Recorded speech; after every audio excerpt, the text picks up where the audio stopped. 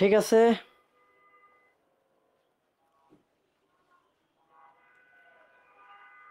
এখন দেখি শোনা যায় কিনা। ঠিক আছে। হুম,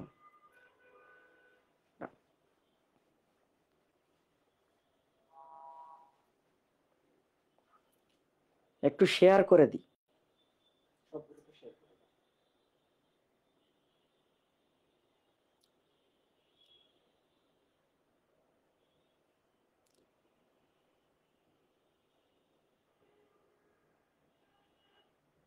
হুম,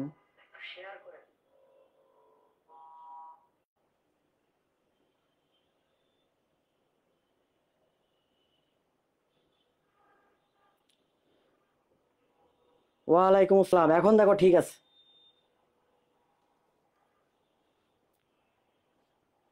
হুম, এবার জোরে শোনা যাইতেছে।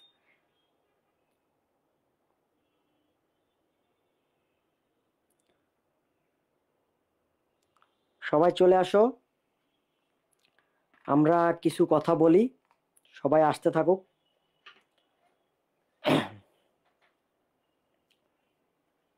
ওকে, ওয়ালাইকুম আসসালাম। ঠিক আছে, আজকে তোমাদের সাথে ডেন্টালের আমার সাথে লাস্ট ক্লাস। ঠিক আছে, ওয়ালাইকুম আসসালাম। হ্যাঁ, এখন দেখো, ডেন্টাল ক্র্যাশ করছে। আমি তো বেসিক্যালি খাতা কলম নিয়ে বসতে বলি, তোমরা খাতা কলম নিয়েই বসবা।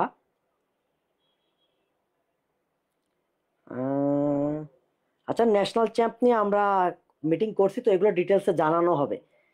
ওইটার চিন্তা পরে, আপাতত আপাতত ডেন্টালের দিকে আমরা ফোকাস দিই। হ্যাঁ, সবকিছু জানাবো, আমরা সবকিছু জানাবো, কোনো সমস্যা নাই।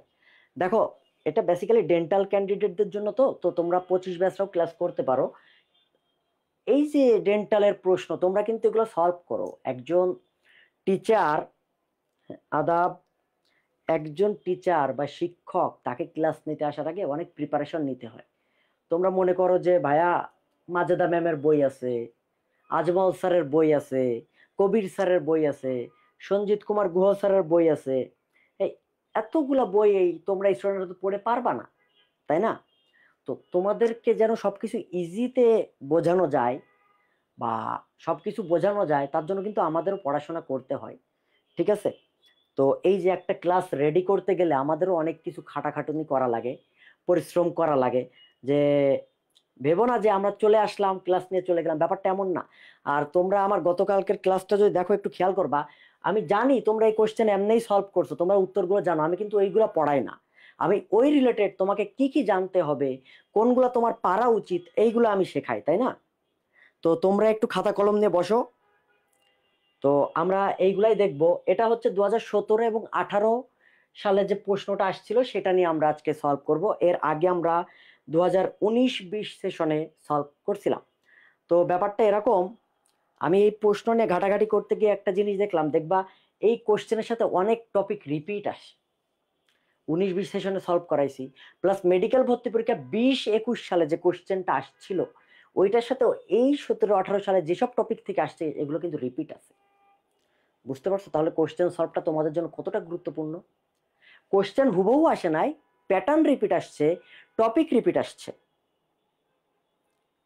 বুঝতে পারছো? তো এখন তোমরা একটু মেনশন দিয়ে দাও, আমরা শুরু করব। ঠিক আছে, প্রথম প্রশ্ন দেখো। 100 কেজি ভরের একটি পাথরকে ক্রেনের সাহায্যে 0.1 মিটার/সেকেন্ড বেগে ছাদের উপরে উঠালে ক্রেনের ক্ষমতা কত? তুমি এটা খুব ভালোভাবে জানো যে ডাব্লু সমান সমান mgh, এটা হচ্ছে কাজ। পি ক্ষমতা, এটা হচ্ছে W/T। সেইখান থেকে আসে এফ ভি। কিভাবে আসে জানো? mgh বসাও, h/t সমান ভি। তো তুমি এটা গুণ করতে পারো বা mgh দিয়ে, যে 100 কেজি ইন্টু 9.8 ইন্টু 0.1, আনসার আসবে 98 ওয়াট। বাট প্রশ্ন আমার এইটা না, প্রশ্নটা হচ্ছে তোমাদের কাছে,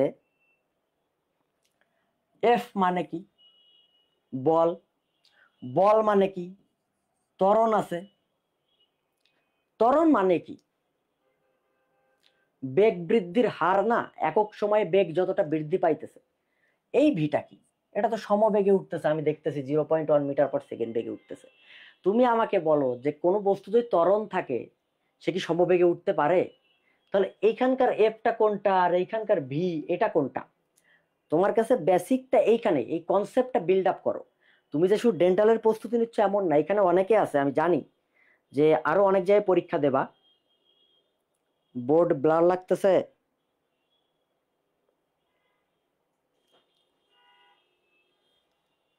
তো এই যে বিষয়টা, এই বিষয়টা আমাকে বোঝাও যে এই বলটা কই থেকে আসে, আর এই ভি এই বেগটা কি? কারণ যার ত্বরণ আছে সে তো আর হচ্ছে আমার সমবেগে উঠতে পারে না বা সমবেগে চলতে পারে না।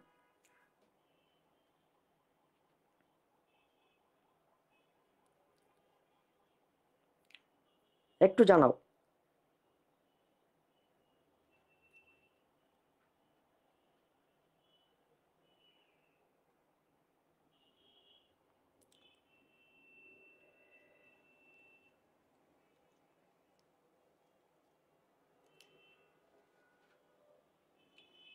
হুম,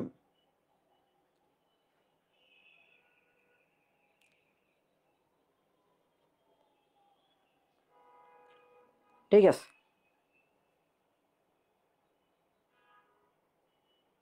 জি তো অভিকর্ষ ত্বরণ, ঠিক আছে। তো জি যেহেতু অভিকর্ষ ত্বরণ, তার মানে সেটা কি বেগ বাড়াবে না? 9.8 মিটার/সেকেন্ড, দ্যাট মিনস 1 সেকেন্ডে 9.8 স্কোয়ার, 1 সেকেন্ডে 9.8 মিটার/সেকেন্ড হারে বেগ বাড়তেছে না? বেগ তো বাড়তেছে, তাহলে 0.1 সমবেগ কেমনে আসে? এখন ঠিক আছে, দেখো।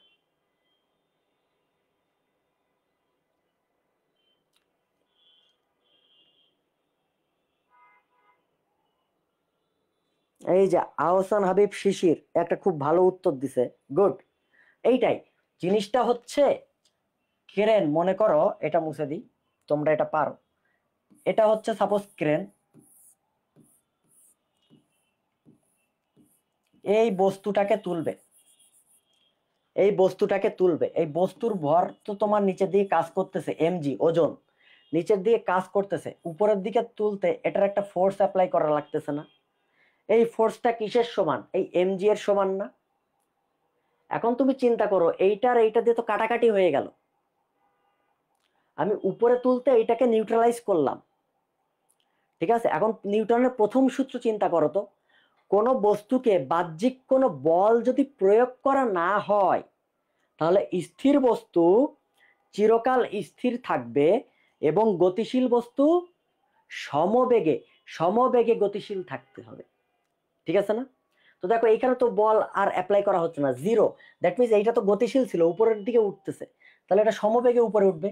কিন্তু বেসিক্যালি এইটা আসলে সমবেগ না, এই ভিটা হচ্ছে আসলে আমাদের গড় বেগ। ভিটা আমরা বোঝাই গড় বেগ হিসাবে। গড় বেগ মানে কি? যে একসাথে গেল প্রত্যেক সেকেন্ডে বেগ চেঞ্জ হচ্ছে, বাট তোমার একটা বেগ দরকার, তার মানে প্রত্যেক সেকেন্ডে একটা গড় এভারেজ একটা ভেলোসিটি নিয়ে সে উপরে উঠতেছে, ওটা হচ্ছে গড় বেগ। গড় বেগটা এক হিসাবে সমবেগ বলা যায়, জিনিসটা এরকম। বুঝতে পারছো? ওকে, ডান। নেক্সট কোশ্চেন, নিচের কোনটি তেজস্ক্রিয় রশ্মি নয়? তোমরা এটা বলছো যে এটার আনসার হচ্ছে এক্স রে রশ্মি। এক্স রে রশ্মি নিয়ে আমি গতকালকের ক্লাসেও কিন্তু ছিল, যে 19-20 সেশনে। দেখো এই টপিক থেকে আবার কোশ্চেন আসছে না? আসছে কিন্তু। দ্যাট মিনস এই টপিকটা তোমাকে ভালোভাবে পড়তে হবে, ডেন্টালের জন্য এই টপিকটা ইম্পর্টেন্ট। বুঝতে পারছো কোশ্চেন অ্যানালাইসিস কাকে বলে? আসো আমরা এইগুলা সম্পর্কে একটু জানি। আলফা রশ্মি কি জিনিস? এটা হচ্ছে দ্বি ধনাত্মক বিশিষ্ট হিলিয়াম নিউক্লিয়াস। তার মানে যদি দ্বি ধনাত্মক বিশিষ্ট হিলিয়াম নিউক্লিয়াস হয়, যদি তোমার দ্বি ধনাত্মক বিশিষ্ট হিলিয়াম নিউক্লিয়াস হয়, তাহলে এটার ভর কত হওয়া উচিত? আলফা রশ্মির ভর কত হওয়া উচিত? দুইটা আছে, দ্যাট মিনস দুইটার ভর হবে, 2 গুণ করবা, 6 পয়েন্ট কত হইতে পারে বলো? 694। হ্যাঁ, আনসার কেউ দেয় না। ইন্টু 10 টু দি পাওয়ার কত বলো, -27 কেজি। যেহেতু কেজি বলতেছি দ্যাট মিনস 27 কেজি হবে। আচ্ছা আধান কত, চার্জ, এখানে কি ইলেকট্রন তো নাই, 2+ বলতেছি দ্যাট মিনস প্রোটনের আধান, ইলেকট্রন আর প্রোটনের আধান সেম, 1.6 ইন্টু 10 টু দি পাওয়ার -19। কিন্তু কথা হচ্ছে এটা কয়টা, দুইটা আছে, তাহলে আলফা কণার আধান কত, 3.2 into 10 to the power -19 coulomb. কারণ দুইটা প্রোটন, 2 গুণ করব না, অবশ্যই 2 গুণ করব, বুঝতে পারছো? এরপরে আসো বিটা রশ্মি। এই বিটা রশ্মি মানে কি, একটাই তো ইলেকট্রন, ইলেকট্রনের প্রবাহ, তার মানে এইটার আধান কি হবে 1.6 into 10 to the power -19 coulomb. ভর হবে ইলেকট্রনেরই ভর 9.31 ইন্টু 10 টু দি পাওয়ার -13 গ্রাম 31, তাই না?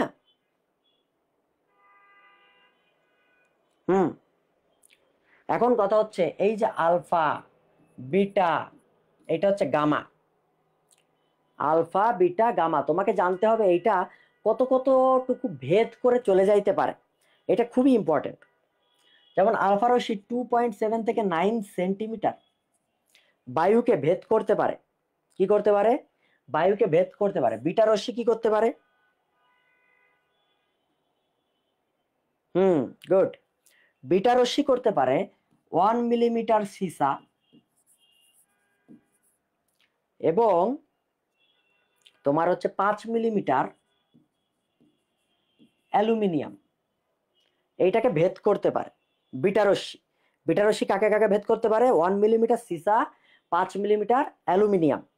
এখন আসো গামা রশ্মি, গামা রশ্মি কাকে ভেদ করতে পারে, 50 সেন্টিমিটার, মোটামুটি 50 সেন্টিমিটার এর পর্যন্ত ভেদ করে চলে যাইতে পারে, যেহেতু এটা তো তোমার তেজস্ক্রিয় রশ্মি এবং এটার কোনো ভর নাই, বুঝতে পারছো? আর 30 সেন্টিমিটার লোহাকে ভেদ করতে পারে, 30 সেন্টিমিটার লোহা, 30 সেন্টিমিটার লোহাকে গামা রশ্মি ভেদ করে চলে যাইতে পারে, বুঝতে পারছো?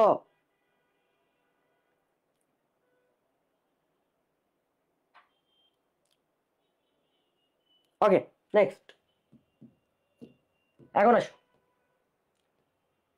আলোকের কোন ধর্মের জন্য পুকুরের ভিতর মাছকে কিছুটা উপরে দেখা যায়, আলোর কোন ধর্মের জন্য মাছকে কিছুটা উপরে দেখা যায়, এটা হচ্ছে প্রতিসরণ।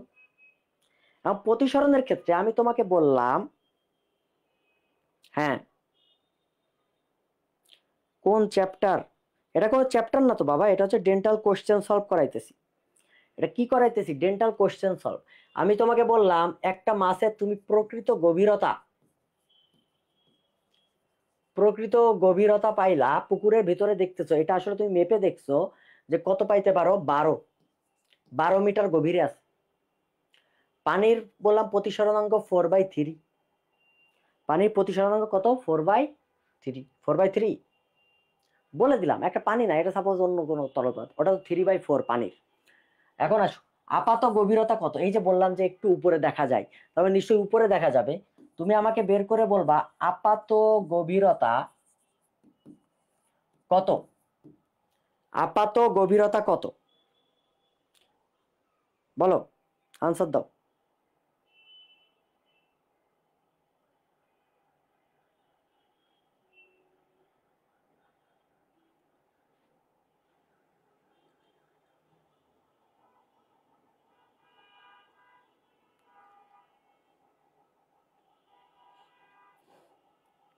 হ্যাঁ এইটার আনসার দাও, যে প্রকৃত গভীরতা যদি 12 মিটার হয় আর প্রতিসরণাঙ্ক আমি বলে দিছি যে 4/3, তাহলে আপাত গভীরতা কত হবে,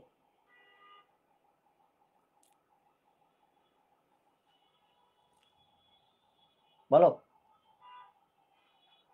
আচ্ছা 3/4 দিলাম, দাও, পোলাপান মাইন্ড করতেছে, 3/4 যাও, এবার বলো।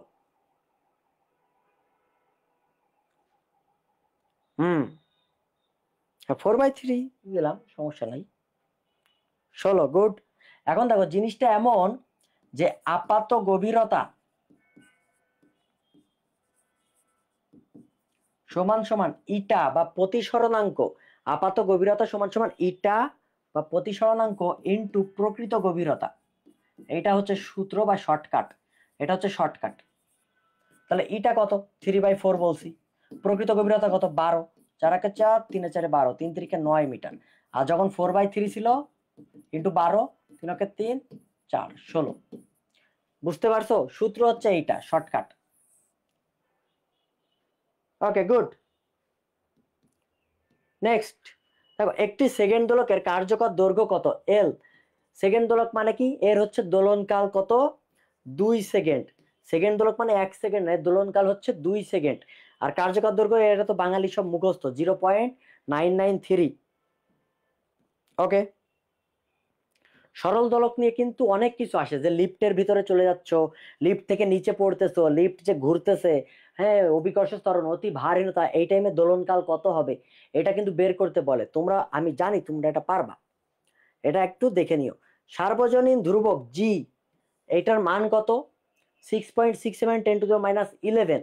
দেখো মান ঠিক আছে, এ আর সিতে মান ঠিক আছে, বাট তাহলে আমাকে কি দেখতে হবে? ইউনিট দেখতে হবে।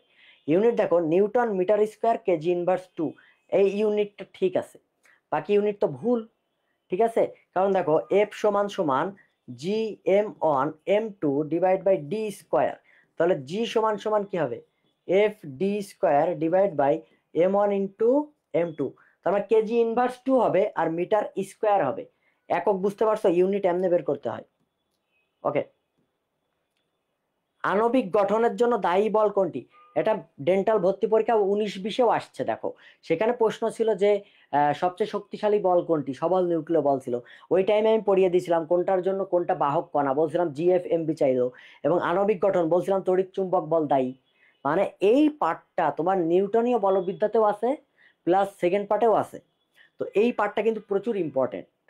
দেখছো কতবার রিপিট আসছে কোশ্চেন? ডেন্টাল কোশ্চেন মানে এইটা, তুমি এইভাবে সলভ করবা, যে কতগুলো রিপিট আসছে, তোমাকে কি পড়তে হবে তুমি এটা বুঝবা। এটা তড়িৎ চৌম্বক বল। ক্লিয়ার? ওকে, নেক্সট। নিচের কোন ধাতু থেকে ফটো ইলেকট্রন নির্গত হবে না? তুমি জানো ফটো ইলেকট্রন নির্গত হওয়ার জন্য গ্রুপ 1 থেকে সব নির্গত হয়, গ্রুপ 1 থেকে নির্গত হয়। এখন সোডিয়াম কি গ্রুপ 1 এর মৌল? পটাশিয়াম কি গ্রুপ 1 এর মৌল? সিজিয়াম কি গ্রুপ 1 এর মৌল? তাহলে অ্যালুমিনিয়াম। আনসার হচ্ছে কি? অ্যালুমিনিয়াম। এইখান থেকে ফটো ইলেকট্রন নির্গত হবে না। ওকে। যদি স্পর্শকোণ 90 ডিগ্রির কম হয় তাহলে তলের পৃষ্ঠ কেমন হবে?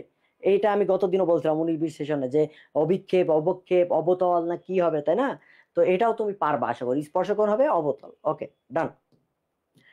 এইটার একটা চার্ট আছে, যে স্পর্শকোণ কাঁচ এবং রূপার কত, বিশুদ্ধ কাঁচ হলে কি হয়, বিশুদ্ধ পানি হলে কি হয়, এই টপিকগুলো ভেরি ভেরি ইম্পর্টেন্ট। প্লাস সান্দ্রতার উদাহরণ, শিরা উপশিরার মধ্য দিয়ে যে রক্ত চলাচল করে, এটা সান্দ্রতার উদাহরণ।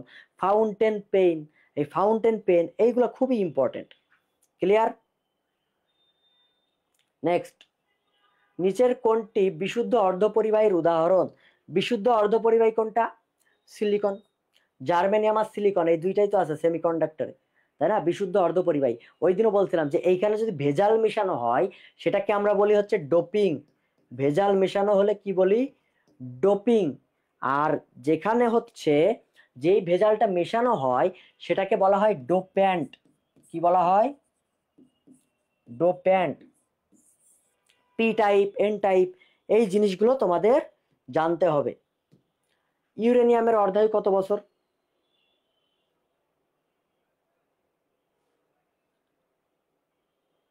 হুম, ওকে, গুড।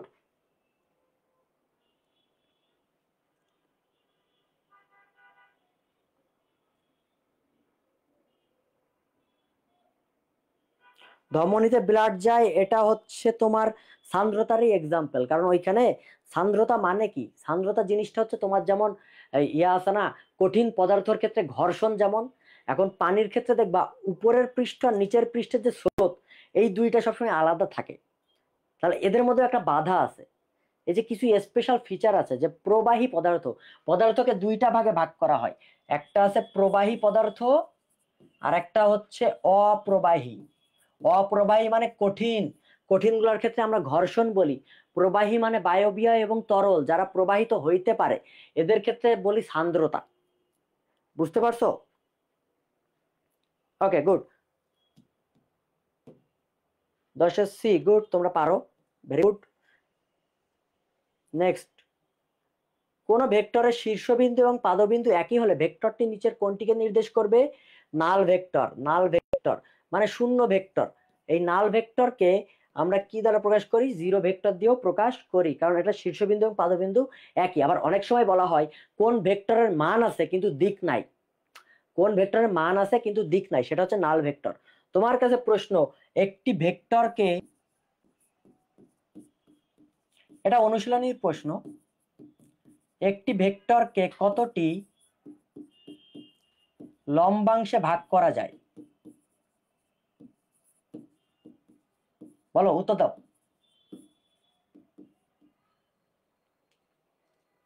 একটি ভেক্টরকে কতটি লম্বাংশে ভাগ করা যায়?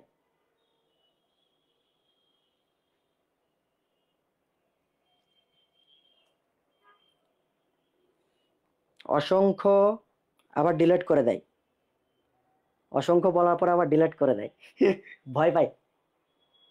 চঞ্চল চৌধুরীর একটা ইয়ে আছে না, হাওয়া না কিসে বলে, পাখির মাংস খায়, তখন বলে ভয় পাইছিস। তো ব্যাপারটা এমন, অসংখ্য অনেকগুলা, গাধা। একটি ভেক্টরকে অসংখ্য অসংখ্য অসংখ্য উপাংশে ভাগ করা যায়, ভাগ করা যায়, কিন্তু আমি বলছি লম্বাংশ। লম্বাংশ মানে কি? উপাংশগুলো একে অপরের উপরে লম্ব হবে। তা লম্বাংশ কি কি আছে? এক্স অক্ষ বরাবর একটা লম্ব হয়, ওয়াই অক্ষ বরাবর একটা লম্ব হয়, জেড অক্ষ বরাবর একটা লম্ব হয়। তাই লম্বাংশে 3টা ভাগে ভাগ করা যায় না?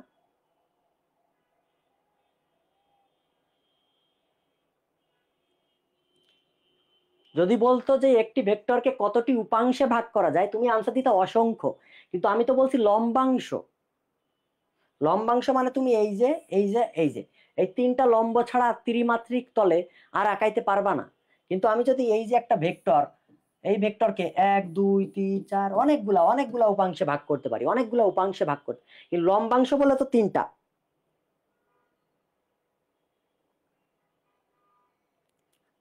বুঝতে পারছো? হ্যাঁ, এই এই ইজি জিনিসগুলো তোমাকে জানতে হবে। তুমি কোশ্চেন সলভ করতে পারছো না, এই গড়ে পড়ে গেলে তো হবে না বাবা। আসো নেক্সট, তারের আপেক্ষিক রোধ নির্ণয়ে কোন যন্ত্রটি ব্যবহৃত হয়? আপেক্ষিক কথা মানেই বুঝে ফেলবা মিটার ব্রিজ। এই মিটার ব্রিজ আমরা হুইটস্টোন নীতি ব্যবহার করি। কোন নীতি? হুইটস্টোন, হুইটস্টোন নীতি।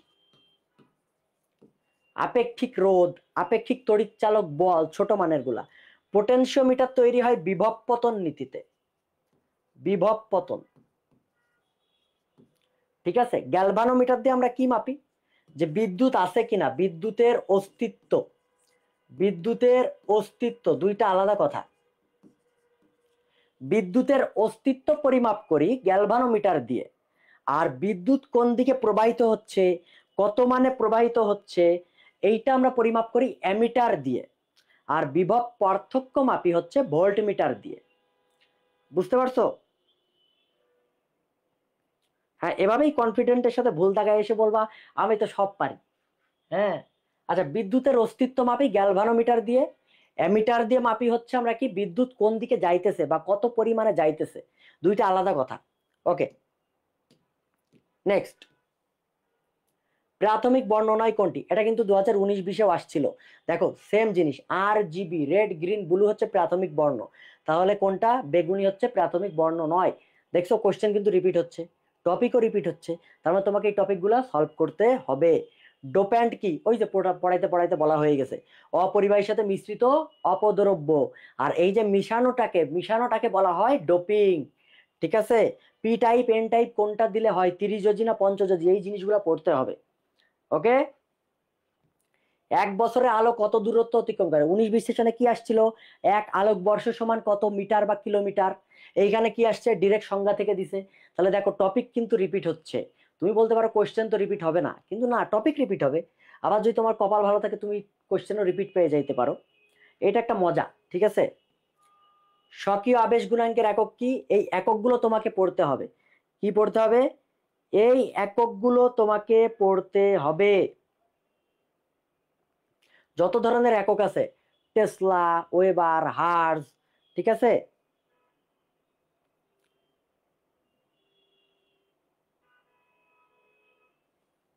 বুঝতে পারছো? হেনরি। আচ্ছা, তোমরা এগুলো পারবা, তোমরা তো এগুলো সলভ করছো। ফেরোচৌম্বক পদার্থ 19-20 সেশনে কিন্তু পড়াই ফেলছি। দেখো ওইখানে পড়াইছিলাম যে এই দেখো তুমি যখন টপিকটা অ্যানালাইসিস করতেছো ওইখানে কিন্তু ফেরোচৌম্বক এইগুলা ছিল না, কিন্তু আমি 19-20 সেশনে পড়াই ফেলছি। ফেরোচৌম্বক, অ্যান্টি ফেরোচৌম্বক, ফেরি চৌম্বক, ডায়াম্যাগনেটিক, প্যারাম্যাগনেটিক, চুম্বক এবং চৌম্বক কাকে বলে এই পার্থক্যগুলোও পড়াইছি। দ্যাট মিনস এইটার আনসার কি হবে? কোবাল্ট। ফেরোচৌম্বক পদার্থ সেম জিনিস আসবে। ভূপৃষ্ঠের যে স্থানে প্রাবল্য, আনুভূমিক এবং উলম্ব উপাংশ সমান, সেখানে কোণ কত? দেখো এটা সূত্র হচ্ছে ট্যান থেটা সমান সমান ভি বাই এইচ। এখন ভি আর এইচ বলতেছে সমান, সমান বলতেছে, তার মানে থেটার মান কত বেরোনো উচিত? 45 ডিগ্রি। ট্যান থেটা, ট্যান 45-এর মান 1, দ্যাট মিনস 45 ডিগ্রি। তুমি কোন ম্যাথগুলা করবা যেগুলো এক সূত্র দিয়ে প্রকাশ করা যায়? 3-4টা সূত্র লাগবে না, একটা সূত্র দিয়ে প্রকাশ করা যায়, ঠিক আছে? আনুভূমিক বরাবর নিক্ষিপ্ত বস্তুর গতিপথ কেমন? এই যে প্রাসের গতিপথ, প্রাসের গতিপথ হচ্ছে পরাবৃত্তাকার। বুঝতে পারছো?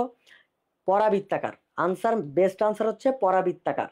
কারণ এখানে দেখো অধিবৃত্তাকার নাই, যদি অধিবৃত্তাকার থাকতো, এটা ইসাক আমির স্যারের বইয়ের ডিরেক্ট লাইন, তখন আমি অধিবৃত্তাকার দেখাইতাম, কিন্তু এটা তো বইয়ের। দেখো তার মানে এই যে কোশ্চেনটা করছে, এ ভালো জ্ঞান রাখে, এ জানে যে বইতে ভুল আছে, দ্যাট মিনস সে পরাবৃত্তাকার দিছে, অধিবৃত্তাকার অপশনেই রাখে নাই। বুঝতে হবে, তোমার কোশ্চেনটা নিয়ে অ্যানালাইসিস করতে হবে। নিচের প্রদত্ত শব্দের মধ্যে কোন 3টি কম্পাঙ্কের মধ্যে ত্রয়ী সৃষ্টি হয়? ত্রয়ী সৃষ্টির ক্ষেত্রে অনুপাত হইতে হবে 4:5:6। এখন তুমি মিলাই দেখো, 256, 320, 384 ভাগ করলে দেখবো 4:5:6 আসে। যদি আসে তাহলে এইটাকে আমরা বলবো ত্রয়ী। এটাকে আমরা কি বলবো? ত্রয়ী। ক্লিয়ার? ওকে, নেক্সট। নিচের কোন অক্সাইডটি উভধর্মী? দেখো কোশ্চেন আবার রিপিট আসছে না, 19-20 সেশনে পড়াইছি। উভধর্মী অক্সাইড, নিরপেক্ষ অক্সাইড, তাই না? সুপার অক্সাইড, পার অক্সাইড লিখেও দিছিলাম, এই কারণে খাতা কলম নিয়ে বসতে বলি। উভধর্মী মানে কি বলছিলাম? জেনে এলো সোনা পাবে, জেনে এলো সোনা পাবে। Zinc oxide, aluminium oxide, tin oxide, Sn oxide, পাবেতে পিবিও, লেড অক্সাইড, এরা হচ্ছে উভধর্মী অক্সাইড। এরা কোন অক্সাইড? উভধর্মী অক্সাইড, ঠিক আছে? এস্টারের অম্লীয় বিশ্লেষণে কি উৎপন্ন হয়? অবশ্যই জৈব অ্যাসিড উৎপন্ন হয়। তোমরা পড়ছো না, এস্টার থেকেই তো আমরা সাবান তৈরি করি, জৈব অ্যাসিড তৈরি করি। সে তুমি ক্ষারীয় বিশ্লেষণ করো আর অম্লীয় বিশ্লেষণ করো, এস্টারের আর্দ্র বিশ্লেষণ করলে আমরা কি পাবো? জৈব অ্যাসিড পাবো। নিম্নের কোনটি পৃথিবীতে মানুষের জন্য মৃত্যুর প্রধান কারণ? অবশ্যই বায়ু দূষণ। বর্তমানে বায়ু দূষণ অনেক বেড়ে গেছে। সড়ক দুর্ঘটনা, রাস্তা, এটা পৃথিবী বলছে, বাংলাদেশ তো না যে সরু রাস্তা 3-4টা গাড়ি ওভারটেকিং করতেছে ঢুকাই দিল। বুঝতে পারছো? তার মানে হ্যাজার্ড পৃথিবীতে কোনটা? বায়ু দূষণ, বায়ু দূষণ। পর্যায় সারণীর কোন গ্রুপের মৌলগুলো জারক? জারকের ক্ষেত্রে তোমাকে মনে রাখতে হবে জারক, অক তার মানে করবে, কি করবে? জারণ ঘটাবে। কাকে? অন্যকে, অন্যকে জারণ করবে, অন্যকে জারণ করবে। জার অক, অন্যকে জারণ করবে, তাহলে নিজে কি হবে? নিজে বিজারিত হবে। এই জিনিসগুলো খুবই কনফিউজিং। নিজে বিজারিত হবে, আর নিজে যদি বিজারিত হয় তাহলে কি করবে? ইলেকট্রন ত্যাগ করবে না গ্রহণ করবে? অবশ্যই ইলেকট্রন গ্রহণ করবে। জারণ মানে তো ইলেকট্রন ছাড়ন, তাহলে বিজারণ হচ্ছে, তার মানে ইলেকট্রন গ্রহণ করবে। বুঝতে পারছো? আচ্ছা, তার মানে জারণ সংখ্যা কি হবে? বৃদ্ধি পাবে না হ্রাস পাবে? হ্রাস পাবে। মনে রাখবা, জারণ সংখ্যার বৃদ্ধি পাইলে জারণ, জারণ সংখ্যা হ্রাস পাইলে বিজারণ। ক্লিয়ার? জারণ সংখ্যা হ্রাস পাবে। তাহলে এর মধ্যে কোনটা? গ্রুপ 17। হ্যালোজেন গুলা কি জারক না তীব্র জারক? বুঝতে পারছো? ওকে, নেক্সট। কোনটি পোলার অণু? এখানে খুবই মজার একটা কোশ্চেন দিছে। এখানে পোলার অণু বলতে গেলে পানিও এক হিসেবে পোলার অণু, HCl ও পোলার অণু, দুইটাই আনসার হয়। তুমি কোনটা দাগাবা? কোনটা দাগানো উচিত তোমার মতে? দুইটাই তো আনসার, যে ভাইয়া আমি কোনটা দাগাবো? চুজ দ্য বেস্ট অ্যান্সার, তোমাকে বেস্ট অ্যান্সার দাগাইতে হবে। বেস্ট অ্যান্সার বলতে পোলার অণু, এই জিনিসটা আসছে সমযোজী যৌগ থেকে। সমযোজী যৌগের যে তড়িৎ ঋণাত্মকতা পার্থক্য আছে 0.5, তারপর 0.5 থেকে 1.7 বা 0.9, এই যে একটা হিসাব আছে, এই তড়িৎ ঋণাত্মকতার যে পার্থক্য, এইটা দেখবা কোনটাতে বেশি আছে। নিঃসন্দেহে এইটাতে তড়িৎ ঋণাত্মকতা পার্থক্য বেশি হবে পানির চাইতে, তাই না? কারণ এটা স্ট্রং অ্যাসিড। তাহলে পোলার অণু তোমার এর মধ্যে সবচেয়ে বেস্ট আনসার কোনটা? HCl।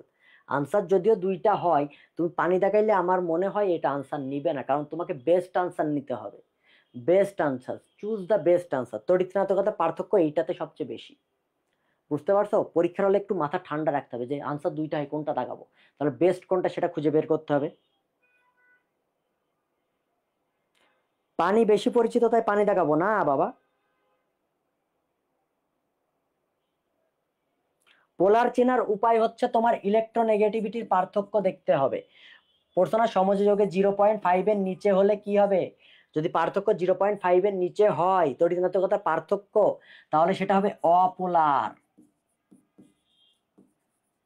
ঠিক আছে? আর 0.5 থেকে কত, সম্ভবত 0.9 বা 1.7, ঠিক আছে, এর মধ্যে হলে কি হবে? সমযোজী বাট পোলার। এর বাইরে চলে গেলে আয়নিক প্রকৃতির হয়ে যাবে। এইটা হচ্ছে ব্যাপার। তুমি এমনি পোলার চিনতে পারবা যারা আয়ন তৈরি করে। তুমি বলো CH4 পানিতে দিলে আয়ন তৈরি করবে? করবে না। CCl4 আয়ন তৈরি করবে? করবে না। এই দুইটাই আয়নিত হবে, দ্যাট মিনস এরাই পোলার। এটা সিম্পল হিসাব। বাট এর মধ্যে কোনটা পোলার, দুইটা বেস্ট আনসার দাগাইতে হবে। বেস্ট আনসার হচ্ছে তোমার HCl, কারণ এটার তড়িৎ ঋণাত্মকতার পার্থক্য বেশি। আবার এক হিসেবে এটা হচ্ছে স্ট্রং অ্যাসিড, তার মানে এটা সবচেয়ে বেশি বিয়োজিত হবে, বেশি আয়নিত হবে। তার মানে এইটাই হচ্ছে তোমার পোলার অণু। এটাও পোলার, বাট এটার চাইতে এটা তোমার বেশি অ্যাপ্রোপ্রিয়েট। বুঝতে পারছো? কোনটি তাপহারী বিক্রিয়া? মনে রাখবা, এই পৃথিবীতে যা রিয়াকশনই দিক না কেন, যদি তোমার অ্যামোনিয়াকে উল্টাভাবে লিখি, অ্যামোনিয়া ভাঙতেছে, তার মানে নাইট্রোজেন প্লাস 3H2, এইটা একটা তাপহারী। তার মানে এইটা মিলে অ্যামোনিয়া তৈরি হলো, ওটা তাপ উৎপাদী, বাট এটার উল্টা হচ্ছে তাপহারী।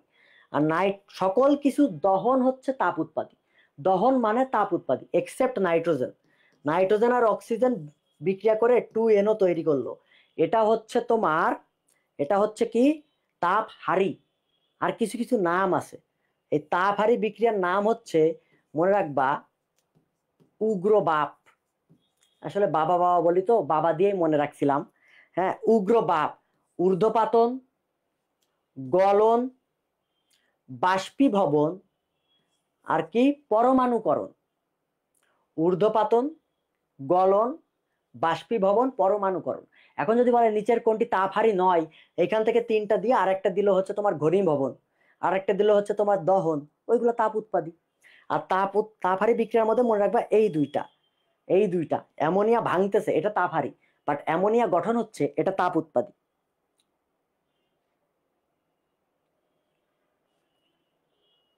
সবসময় বেশি পরিচিত লাগাইলে তো হবে না, তোমাকে বেস্ট আনসারটা তো দেখতে হবে। এখানে বেসিক কনসেপ্ট নিয়ে কথা বলতেছি, কনসেপ্টটা কি, তাহলে কনসেপ্ট অনুযায়ী HCl আসে না বাবা। ওকে, নেক্সট। নিচের কোনটি সবচেয়ে শক্তিশালী বিজারক? এটা হচ্ছে তড়িৎ রসায়ন থেকে আসছে, লিথিয়াম। কেমনে বুঝলাম? তুমি দেখো এই কোশ্চেনটা প্রচুর একটা কন্ট্রাডিক্টরি কোশ্চেন। তুমি কেমনে বুঝবো যেটা মৌলের পর্যায়বৃত্ত ধর্ম থেকে আসছে নাকি হচ্ছে আমার ইয়া থেকে আসছে, তড়িৎ রসায়ন থেকে আসছে? তোমাকে অপশন দেখতে হবে। অপশনে যদি একই গ্রুপের, সেম গ্রুপের মৌল থাকে, তার মানে মৌলের পর্যায়বৃত্ত ধর্ম থেকে আসছে। তখন হিসাব করতে হবে একই গ্রুপের উপর থেকে নিচে গেলে কি হয়, একই পর্যায়ের বাম থেকে ডানে গেলে কি হয়, সেই অনুযায়ী আনসার করতে হবে। কিন্তু দেখো এইখানে সব আলাদা, চারটা অপশনই আলাদা, আলাদা গ্রুপ, আলাদা পর্যায়। তার মানে তড়িৎ রসায়নের ওই যে সক্রিয়তা সিরিজ, ওইখান থেকে কোশ্চেনটা আসছে। বুঝতে পারছো? ওই যে এর আগে একটা পড়াইলাম না, কোনটি জারক, গ্রুপ 17, ওইটা কিন্তু মৌলের পর্যায়বৃত্ত ধর্ম থেকে আসছে। তুমি অপশন দেখলে বুঝতে পারবা কোন চ্যাপ্টার থেকে স্যার কোশ্চেন দিছে, তার মানে সেই চ্যাপ্টার অনুযায়ী তোমাকে আনসার করতে হবে। ক্লিয়ার? কোনটা এক্সপ্লেন করব বাবা? Explain please.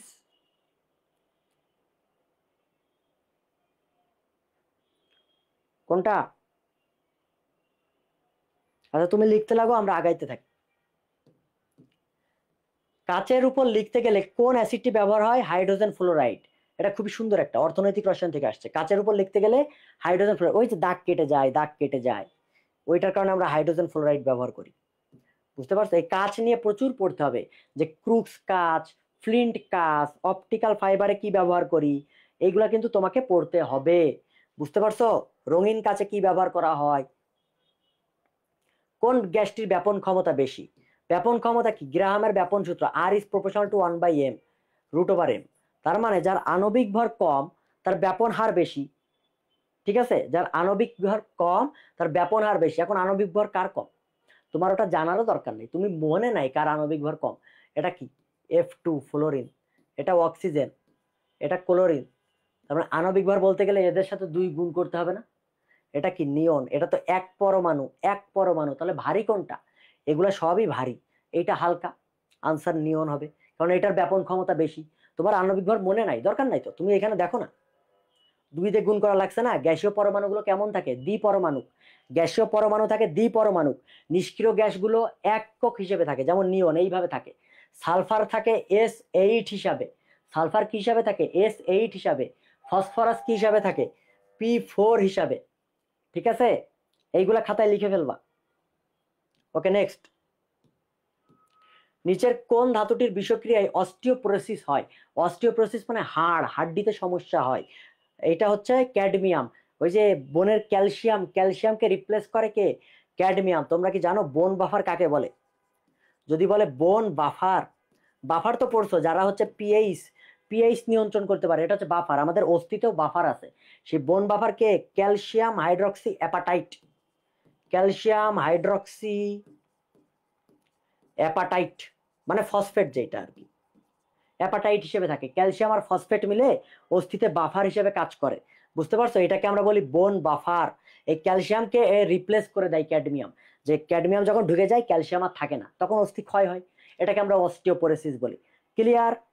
আশা করি ক্লিয়ার।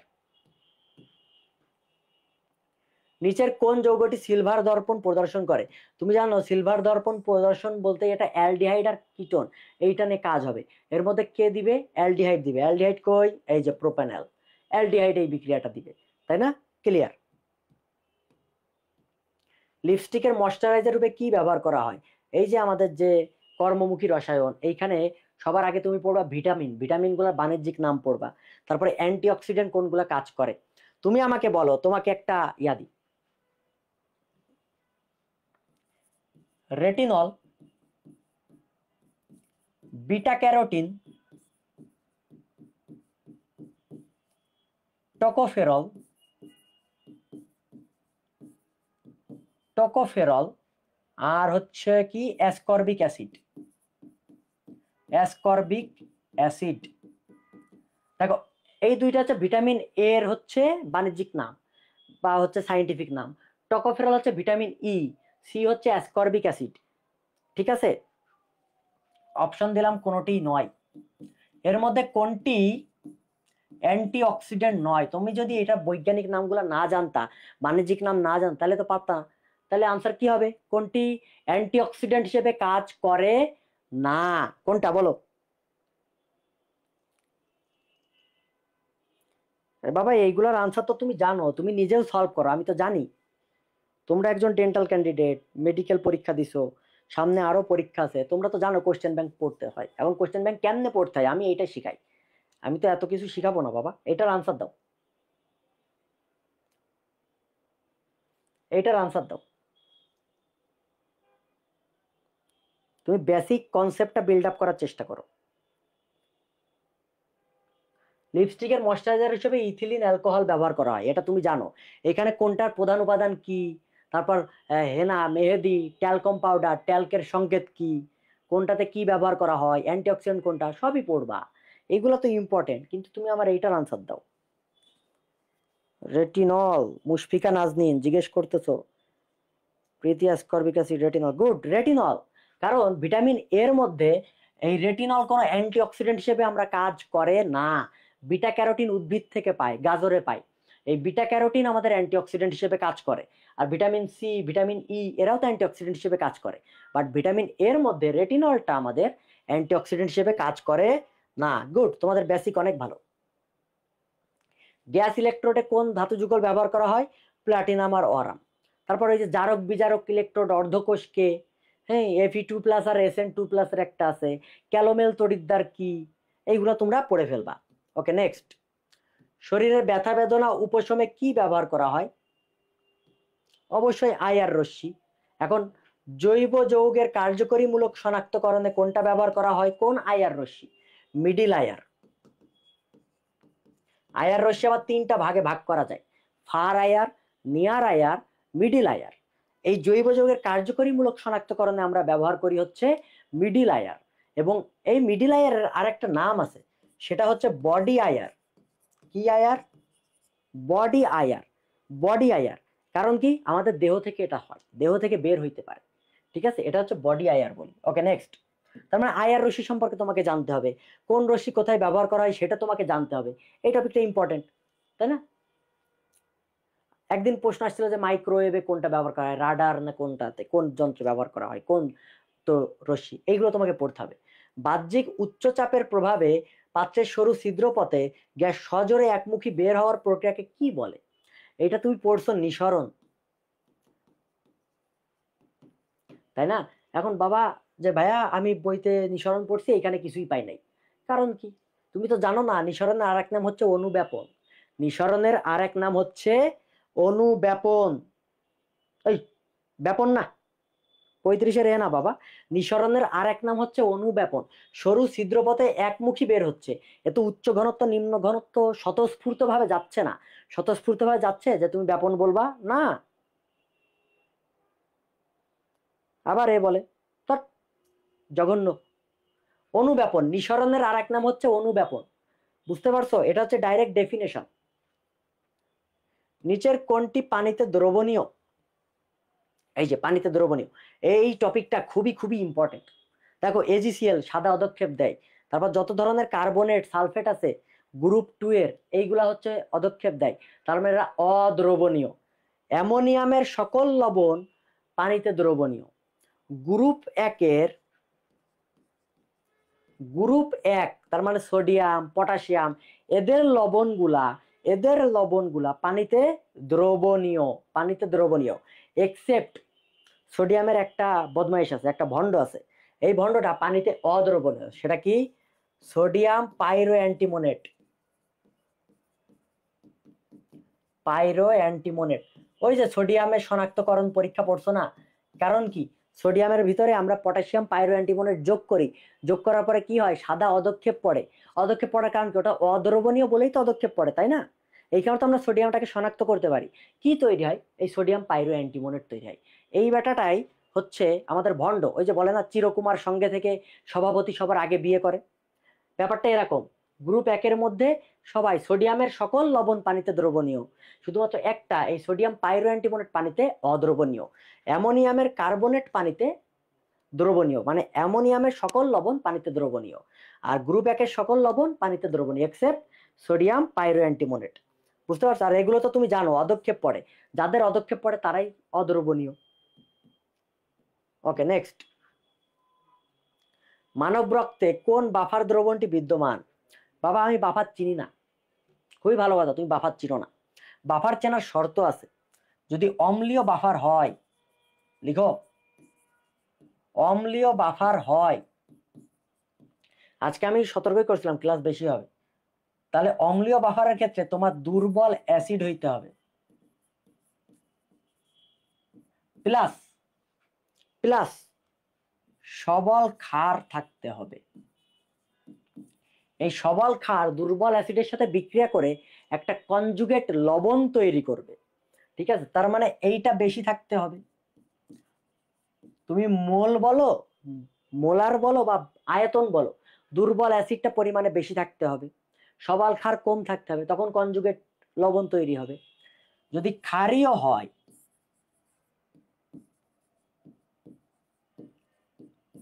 এমন কোশ্চেন অনুশীলন তো আছে, দেখবা যে এত মোলার এত ml, এইটা এটা নিচের কোনটি বাফার নয় বা কোনটি বাফার, এগুলো চিনো।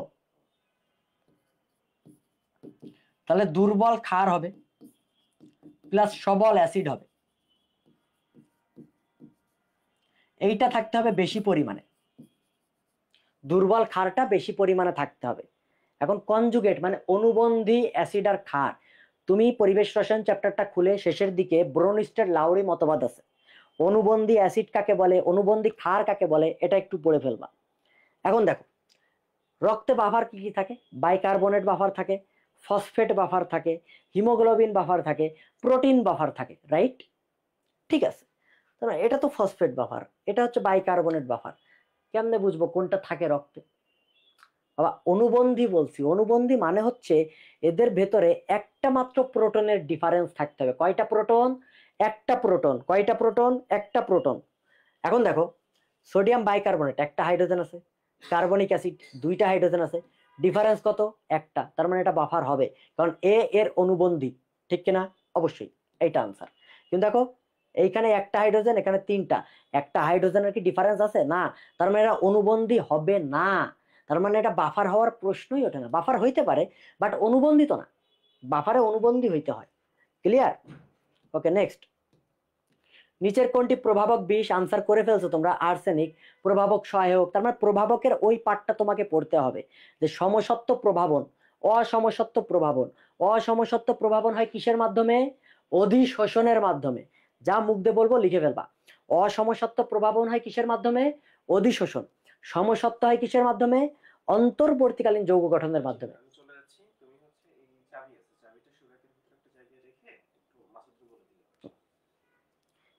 ঠিক আছে, সমসত্ব প্রভাবন হয় কিসের মাধ্যমে? অন্তর্বর্তীকালীন যৌগ গঠনের মাধ্যমে। নেক্সট আসো, নিষ্ক্রিয় গ্যাসের পর সবচাইতে নিষ্ক্রিয় মৌল কোনটা? অবশ্যই নাইট্রোজেন। এটা মৌলের পর্যায়বৃত্ত ধর্মে ডিরেক্ট লাইন আছে হাজারি স্যারে, ঠিক আছে, যে এটা হচ্ছে সবচাইতে নিষ্ক্রিয় মৌল। এরপর আসো, প্রধান গ্রিন হাউস গ্যাস কোনটা? দেখো এটা কত কত ইম্পর্টেন্ট, কতবার আসছিল, প্রত্যেকবার আসে। আমি বলছিলাম গ্রিন হাউস গ্যাস মানে তুমি দাগাবা কার্বন ডাইঅক্সাইড, এক্সেপ্ট যদি প্রভাব কথাটা থাকে। প্রভাব কার বেশি? সিএফসি। প্রভাব কার বেশি? সিএফসির প্রভাব বেশি। কারণ কি? কারণ এটা 15,000 গুণ বেশি শক্তিশালী কার্বন ডাইঅক্সাইডের চাইতে। আর বাকি সব ক্ষেত্রে গ্রিন হাউস মানেই কার্বন ডাইঅক্সাইড। আনসার হবে গ্রিন হাউস মানেই কার্বন ডাইঅক্সাইড। নেক্সট, আম কৌটাজাতকরণে নিচের কোন রাসায়নিক পদার্থটি ব্যবহার করা হয়? Citric acid. ওই যে মাংসতে চিনির দ্রবণ কতটুকু, লবণের দ্রবণ কতটুকু, এই টপিকটা খুবই ইম্পর্টেন্ট। 2% কোথায়? পেয়ারাতে 35 থেকে 40% সাইট্রিক অ্যাসিড দেওয়া হয়, একটু ভিটামিন সি দেওয়া হয়, অ্যাসকর্বিক অ্যাসিড দেওয়া হয়। এই যে কোথায় কোনটা, আম সংরক্ষণ, হ্যাঁ, এইখানে তুমি কি পড়বা? কোনটায় কোন দ্রবণটা কত পার্সেন্ট, এইটা পড়ে ফেলবা, এটা খুবই ইম্পর্টেন্ট। দুধ থেকে ছানা তৈরির প্রক্রিয়াকে কি বলে? কোয়াগুলেশন। তুমি আমাকে বলো কোয়াগুলেশনের বিপরীত প্রক্রিয়ার নাম কি? কোয়াগুলেশনের বিপরীত প্রক্রিয়া, এই পদ্ধতির নাম কি?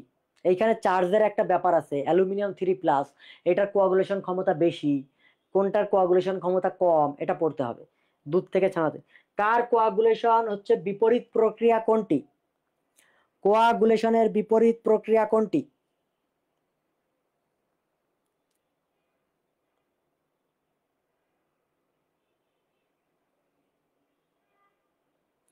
কোয়াগুলেশনের বিপরীত প্রক্রিয়া কোনটি?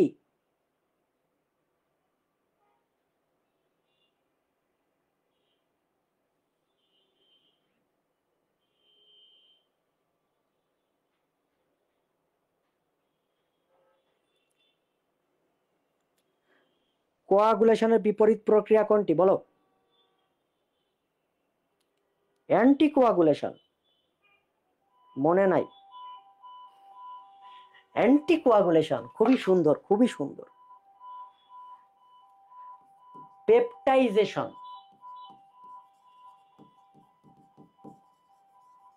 পেপটাইজেশন হচ্ছে কোয়াগুলেশনের বিপরীত প্রক্রিয়া। অ্যান্টিকোয়াগুলেন্ট ওইটা তো আমরা ব্যবহার করি রক্তের ভেতরে, হেপারিন আছে, অনেক কিছু। কোয়াগুলেশনের বিপরীত প্রক্রিয়া হচ্ছে পেপটাইজেশন। বাংলাদেশের মিঠা পানির প্রধান উৎস কোনটা? বলেছিলাম ভূগর্ভস্থ পানি। আর পৃথিবী বললে কি হবে? ওই যে হিমবাহ, উত্তর মেরু বরফ থেকে আসে, ঠিক আছে না? দেখো কতবার রিপিট আসছে কোশ্চেন গুলা, কি সুন্দর। বাংলাদেশের প্রাকৃতিক গ্যাসের কোন কাজে ব্যবহার? বিদ্যুৎ উৎপাদনে ব্যবহার করা হয়। প্রাকৃতিক গ্যাস হচ্ছে বিদ্যুৎ উৎপাদনে ব্যবহার করা হয়। রান্নার কাজে কি ছিল? ওই যে গতবার কোশ্চেন, প্রোপেন আর বিউটেন। কি ব্যবহার করতাম? মারক্যাপটান যৌগ, পড়াইছি কিন্তু। নেক্সট, বুলেটের সাহায্যে সর্বনিম্ন কত আয়তন পরিমাপ করা হয়? 0.1 সেন্টিমিটার কিউব। এই যে একটা টেস্ট টিউব বা বুলেট, এইখানে একটা তরল পদার্থ আছে, তুমি কি দেখবা? এই উপরেরটাকে বলি আপার মিনিসকাস, আর নিচেরটাকে বলি লোয়ার মিনিসকাস। পরিমাপ করার সময় আমরা সব সময় লোয়ার মেনিসকাসটা দেখি। কোনটা দেখি? নিচেরটা দেখি, নিচেরটা, উপরেরটা না। এই লোয়ার মেনিসকাস দেখে আমরা সিদ্ধান্ত নিই যে কতটুকু মাপতে পারছি, কত পরিমাপ হয়েছে। ক্লিয়ার? মানুষের রক্তে জমাট বাঁধার মূল উপাদান নয় কোনটি? এটা কিন্তু গতবার আসছিল, ওই যে ফুল পড়ে টুপ করে অনেক কিছু বলছিলাম, তাই না? যে ট্রিক্স মনে রাখতে গিয়ে যেন নতুন করে ট্রিক্স বানানো না লাগে। ওকে, এটাও তোমরা পারবা। লসিকার রস হবে আনসারে, দেখলেই বোঝা যায়। প্রাকৃতিকভাবে জন্মানো নগ্নবীজী উদ্ভিদের প্রজাতির সংখ্যা কত? 5টা। এখন দেখো, নগ্নবীজী উদ্ভিদের মধ্যে 4টা বিভাগ আছে: সাইকাস, কনিফার, গিঙ্গো, আর হচ্ছে কি নিটাম বা নিটোফাইটা। এর মধ্যে সাইকাস আর গিঙ্গো, এই দুইটাকে আমরা বলি জীবন্ত জীবাশ্ম বা লিভিং ফসিল। সাইকাস এবং কাকে? গিঙ্গোকে। আর মনে রাখবা, নগ্নবীজের মধ্যে সবচাইতে উঁচু বৃক্ষ কোনটা? সিকুয়াস সিম্পারভিয়ান্স বা গাইগান্টিকা। এটা কোনটা? কনিফার উদ্ভিদ। এই নগ্নবীজের মধ্যে সবচাইতে লম্বা হয় এই কনিফার বিভাগের উদ্ভিদগুলা। বুঝতে পারছো? কনিফার বিভাগের উদ্ভিদগুলা সবচাইতে বেশি লম্বা হয়। ক্লিয়ার? এরপরে আসো, প্রান্ত স্পর্শী। প্রান্ত স্পর্শী মানে হচ্ছে ভালভেট। ভালভেট কোনটাতে পাবো? জবা ফুলে তো পাই। জবা ফুলের কোনটাতে পাই? দুইটা আছে, বৃতি টৃতি। বৃতিতে পাই, কিন্তু এইখানে অ্যাপ্রোপ্রিয়েট আনসার কোনটা? বাবলা। এখানে জবা ফুলের বৃতি না পাপড়ি, তুমি তো বুঝতে পারতেছো না। তাহলে অ্যাপ্রোপ্রিয়েট আনসার দাগাইতে হবে তোমাকে। আবারও বলছি, চুজ দ্য বেস্ট আনসার। সবচাইতে বেস্ট আনসারটা তোমাকে চুজ করতে হবে। বাবলা ফুল, বাবলা ফুলে ভালভেট পাওয়া যায়। কালকুশন্দাতে কি পাওয়া যায়? ইমব্রিকেট। মনে রাখতাম, ইমব্রেয়ার কাক, ইমব্রেয়ার কাক, তার মানে কালকাসুন্দা, কৃষ্ণচূড়া, এই দুইটা হচ্ছে ইমব্রিকেট। বাবলা হচ্ছে ভালভেট। বুঝতে পারছো? ওকে। আর দেখো, মুক্ত আছে। মুক্ত মানে কি? ওপেন। ওপেন মানে কি? আমি যদি এখানে একটা স্প্রে করি বা গন্ধ ছিটাই, গন্ধ তুমি পাবা না? অবশ্যই গন্ধ পাবা, কিন্তু কারণ এটা মুক্ত, মুক্তভাবে চলে যায়। তার মানে এটা গন্ধরাজ। গন্ধরাজ হচ্ছে মুক্ত। এখানে ফলের প্রকারভেদ আছে, হেসপেরিডিয়াম, বাতাবি লেবু, এইগুলা সব পড়তে হবে। এইখানে উদাহরণগুলা প্রচুর প্রচুর ইম্পর্টেন্ট। ফল, অমরা, তারপর হচ্ছে তোমার ওই যে এস্টিভেশন, প্লাসেন্টেশন বা অমরা, ফল, ঠিক আছে। পাতার একটা প্রকার আছে না, অচূড় পক্ষল, সচূড় পক্ষল, এইগুলা প্রচুর প্রচুর ইম্পর্টেন্ট। এটা তোমাকে পড়তেই হবে, মাস্ট। ইমু কালো, হ্যাঁ, তুমি যেভাবে পারো মনে রাখবা, কোনো সমস্যা নেই। স্বাভাবিক ওজনের মানুষের বডি মাস ইন্ডেক্স কত? 18.5 থেকে 24.9। এটা তোমরা জানো, ওই চার্ট থেকেই আসছে, অবেসিটি, তাই না? হাইড্রাদের ক্ষুদ্রতম নেমাটোসিস কোনটা? এস্টেরিওলিন গ্লুটিন্যান্ট। এস্টেরিওলিন গ্লুটিন্যান্ট, ঠিক আছে। সবচেয়ে বড় কোনটা? স্টিরোটিল, কাঁটাযুক্ত। ভলভেন্ট কেমন থাকে? পেঁচানো থাকে। ভলভেন্ট কেমন থাকে? পেঁচানো থাকে। এই চারটা সম্পর্কে পড়তেই হবে, কোনটা কাঁটাযুক্ত, কোনটার কাজ কি, ঠিক আছে। হিপনোটক্সিন থাকে, প্রোটিন এবং ফেনলে গঠিত। এবং হাইড্রা কোন ধরনের প্রাণী শিকার করে? যাদের দেহ থেকে গ্লুটাথিয়ন নিঃসরণ ঘটে। কি নিঃসরণ ঘটে? গ্লুটাথিয়ন, সেইগুলো হাইড্রা খায়। আণবিক কাঁচি বা মলিকুলার সিজার বলা হয় কাকে? Restriction enzyme. এই রেস্ট্রিকশন এনজাইম নিয়ে কিছু কথা আছে। রেস্ট্রিকশন এনজাইম কেমন হইতে পারে? এন্ডোনিউক্লিয়েজ হইতে পারে। এইটা আমরা ওই যে ক্রসিং ওভারে ব্যবহার করি, এন্ডোনিউক্লিয়েজ। বাম H2 হইতে পারে বা HI, ঠিক আছে। ইকো RI হইতে পারে, হিন্ড 3 হইতে পারে, এক্সোনিউক্লিয়াস হইতে পারে। এদেরকে বলা হয় বায়োলজিক্যাল নাইফ। বায়োলজিক্যাল নাইফ বা মলিকুলার সিজার বা আণবিক কাঁচি, রেস্ট্রিকশন এনজাইম। কথা হচ্ছে, এই রেস্ট্রিকশন এনজাইমের একটা স্পেশাল ফিচার আছে। এরা হচ্ছে প্যালিন্ড্রম সিকোয়েন্সে কাটে। কোন সিকোয়েন্সে? Palindrome sequence, SCEQUENCE। প্যালিন্ড্রম সিকোয়েন্সে কাটে। কি কাটে? তোমার হচ্ছে যে ডিএনএ কে কাটবা সেগুলোতে আমরা কি কাটে? Palindrome sequence. এই প্যালিন্ড্রম সিকোয়েন্সটা হচ্ছে এমন করে, জিনিসটা এমন, আয়নাতে দেখলে অপোজিটলি যেটা দেখবা দেখতে সেম। সাপোজ আমি যদি বলি ম্যাডাম, MADAM, ম্যাডাম, দেখো সোজা পড়ো MADAM, উল্টা পড়ো MADAM, এটাকে আমরা বলি প্যালিন্ড্রম সিকোয়েন্স। এই প্যালিন্ড্রম সিকোয়েন্স যেখানে পাই ডিএনএ এর ক্ষেত্রে, যে AADD বা AAA, উল্টা দিকে পড়লেও সেম পাবো, ওই বরাবর সে কেটে ফেলে, ওই বরাবর সে কেটে ফেলে। বুঝতে পারছো? এটা হচ্ছে রেস্ট্রিকশন এনজাইম।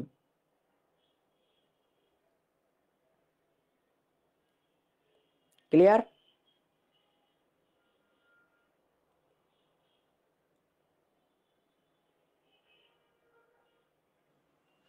ওকে,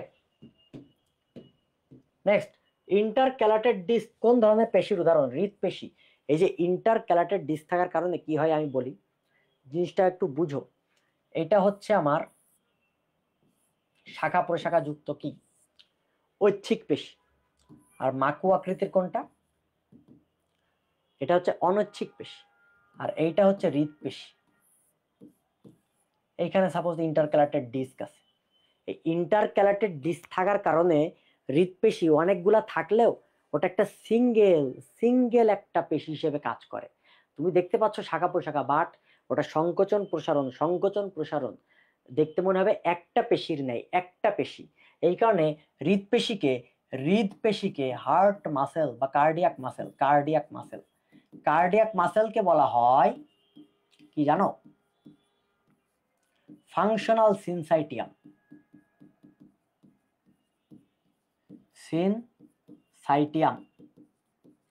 যা অন্য কোনো পেশিকে বলা হয় না। ঐচ্ছিক পেশি বলো, অনৈচ্ছিক পেশি বলো, আলাদা আলাদা পেশি, শাখা পেশি আলাদা আলাদাভাবে কাজ করুক, সমস্যা নেই, এটা আলাদা, বাট এরা সবাই মিলে একটা পেশি হিসেবে কাজ করে।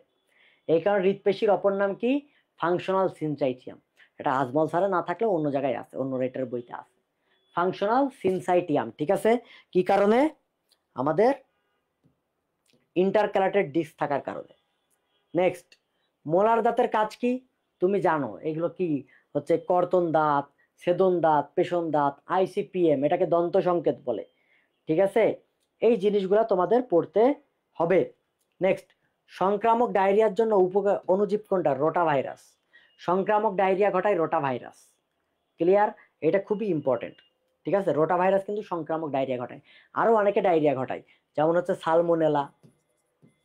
কে কে ডায়রিয়া ঘটায়? সালমোনেলা, ইকোলাই, ঠিক আছে, শিলাজিনেলা,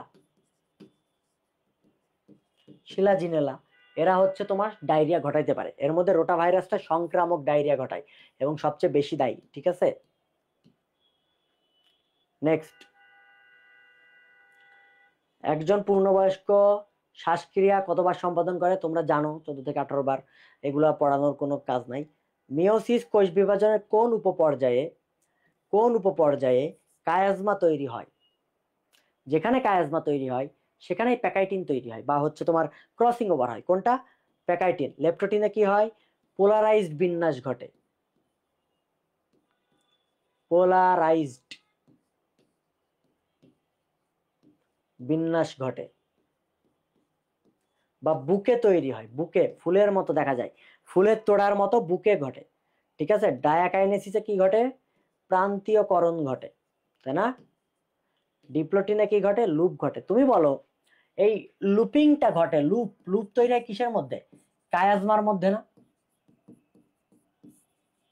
কোথায় কি ঘটে এটা তুমি জানো? কায়াজমাতে লুপ তৈরি হয়, এটা তো এর ভিতরে। তুমি আমাকে বলো, অপত্য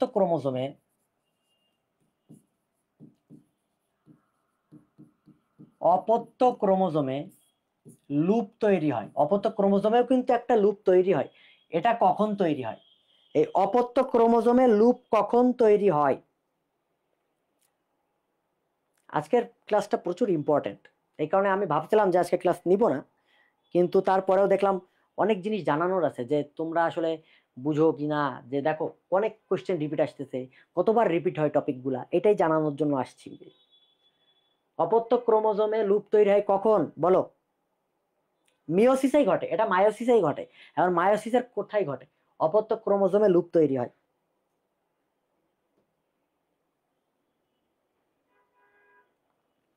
anaphase, metaphase 1, good. Metaphase 1 a very good. Metaphase 1 এ হচ্ছে অপত্য ক্রোমোজোমে লুপ তৈরি হয়, ভেরি গুড। মেটাফেজ 1 1, ওকে। নেক্সট, সংক্রমণ ক্ষমতাহীন ভাইরাস, এই জিনিসগুলো খুবই ইম্পর্টেন্ট। দেখো, আমরা বেসিক্যালি যে ভাইরাসের কথা চিন্তা করি, যে ভাইরাসের কি আছে, ডিএনএ বা আরএনএ আছে এবং প্রোটিনের আবরণ আছে, এবং এটা সংক্রামক, প্লাস কি সংক্রামক, এটা হচ্ছে ভিরিয়ন। ভিরিয়ন, এটা হচ্ছে কি ভিরিয়ন। কিন্তু তোমার নিউক্লিয়াস আছে, ক্যাপসিডের আবরণ আছে, বাট সংক্রমণ ক্ষমতাটা নাই। এইটা নাই, এইটা আছে বাট এইটা নাই। তার মানে কি নিউক্লিয়াস আর ক্যাপসুমিয়ার আছে না, এইটার নাম হচ্ছে নিউক্লিয় ক্যাপসিড। নিউক্লিয় ক্যাপসিড, বুঝতে পারছো?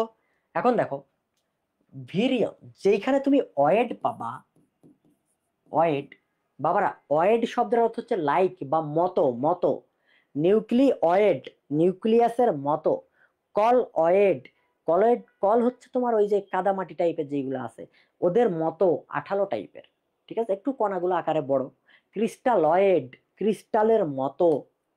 তাহলে ভিরয়েড, ভাইরাসের মতো, ঠিক আছে। এইটা জাস্ট কি আরএনএ থাকে, তার মানে প্রোটিনের আবরণটা থাকে না।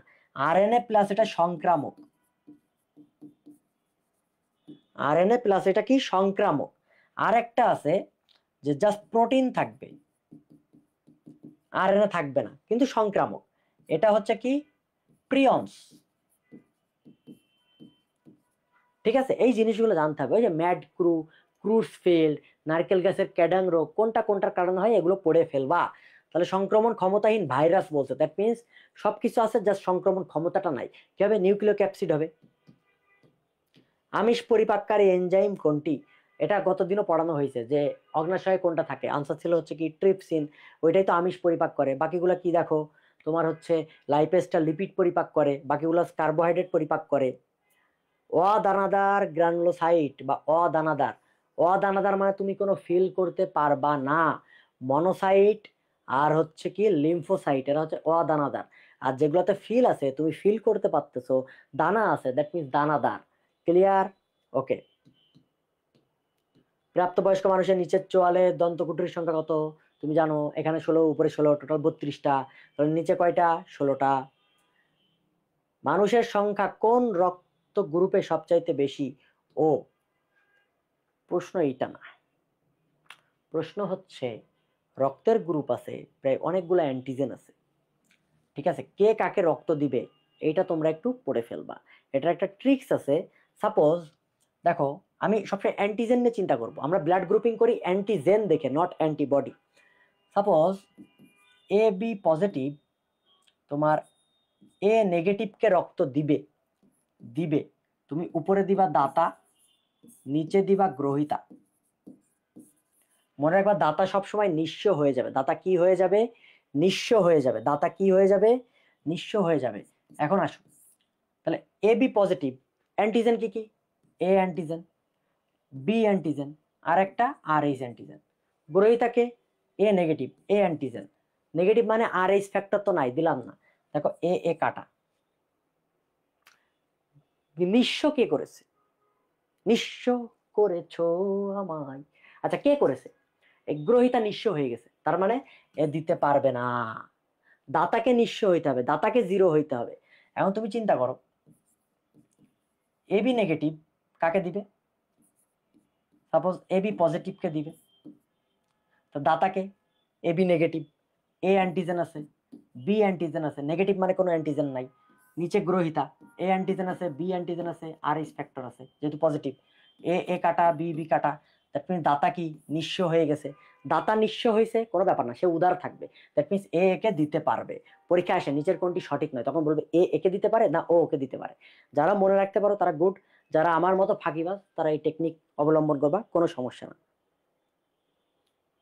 বুঝতে পারছো? দাতাকে নিঃস্ব করতে হবে, নিঃস্ব। ওকে, নেক্সট। মানব পিত্তরস সম্বন্ধে নিচের কোন তথ্যটি সঠিক? পিত্তরস কি অম্লীয়? না, পিত্তরস হচ্ছে ক্ষারীয়, ক্ষারীয় তৈরি করে। এনজাইম থাকে? কোনো এনজাইম নাই, এটা জাস্ট একটা রস, কোনো পাকস্থলীতে কোনো হরমোন নাই, পিত্তরসে কোনো হরমোন নাই, কোনো এনজাইম নাই। পাকস্থলীতে পরিপাকে সহায়তা করে না, এটা তোমার ওই ক্ষুদ্রান্তে কি করে, ক্ষুদ্রান্তে কি করে, ইমালসিফিকেশন করে, ইমালসিফিকেশন করে, যকৃতে তৈরি হয়, এটা কারেক্ট। পিত্তথলিতে সঞ্চয় হয়, তৈরি হয় কোথায়? যকৃতে। নেক্সট। গাজরের মূলে নিচের কোনটি থাকে? গাজর হচ্ছে রঙিন জিনিস, ক্রোমোপ্লাস্ট থাকে। ঠিক আছে, গাজরে কি থাকে? ক্রোমোপ্লাস্ট। এই লিউকোপ্লাস্ট হচ্ছে আবার 3 প্রকার, অ্যালিউরো, তারপর হচ্ছে অ্যামাইলো, ঠিক আছে, ইলায়োপ্লাস্ট, ওই 4টা প্লাস্টিড। প্লাস্টিডের প্রকারভেদ টোটালি তোমাকে পড়তে হবে, সব পড়ে ফেলবা, কোনো কিছু বাদ রাখা যাবে না। যকৃতে অবস্থানকারী ম্যাক্রোফেজের নাম কি? কাফফার কোষ। অ্যালভিওলাসে কি থাকে? Alveolar macrophage. কি ফেজ? Alveolar macrophage. ঠিক আছে। যোজক টিস্যুতে কি থাকে বা কানেকটিভ টিস্যুতে? হিস্টিওসাইট। কি সাইট? হিস্টিওসাইট।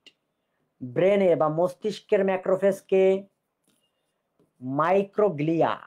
Microglia, microglia. আচ্ছা, ত্বকে কে? Langerhans. ল্যাঙ্গার হ্যান্স, ল্যাঙ্গার হ্যান্সের সেল বা ল্যাঙ্গার হ্যান্সের কোষ। ঠিক আছে। কিডনিতে কে?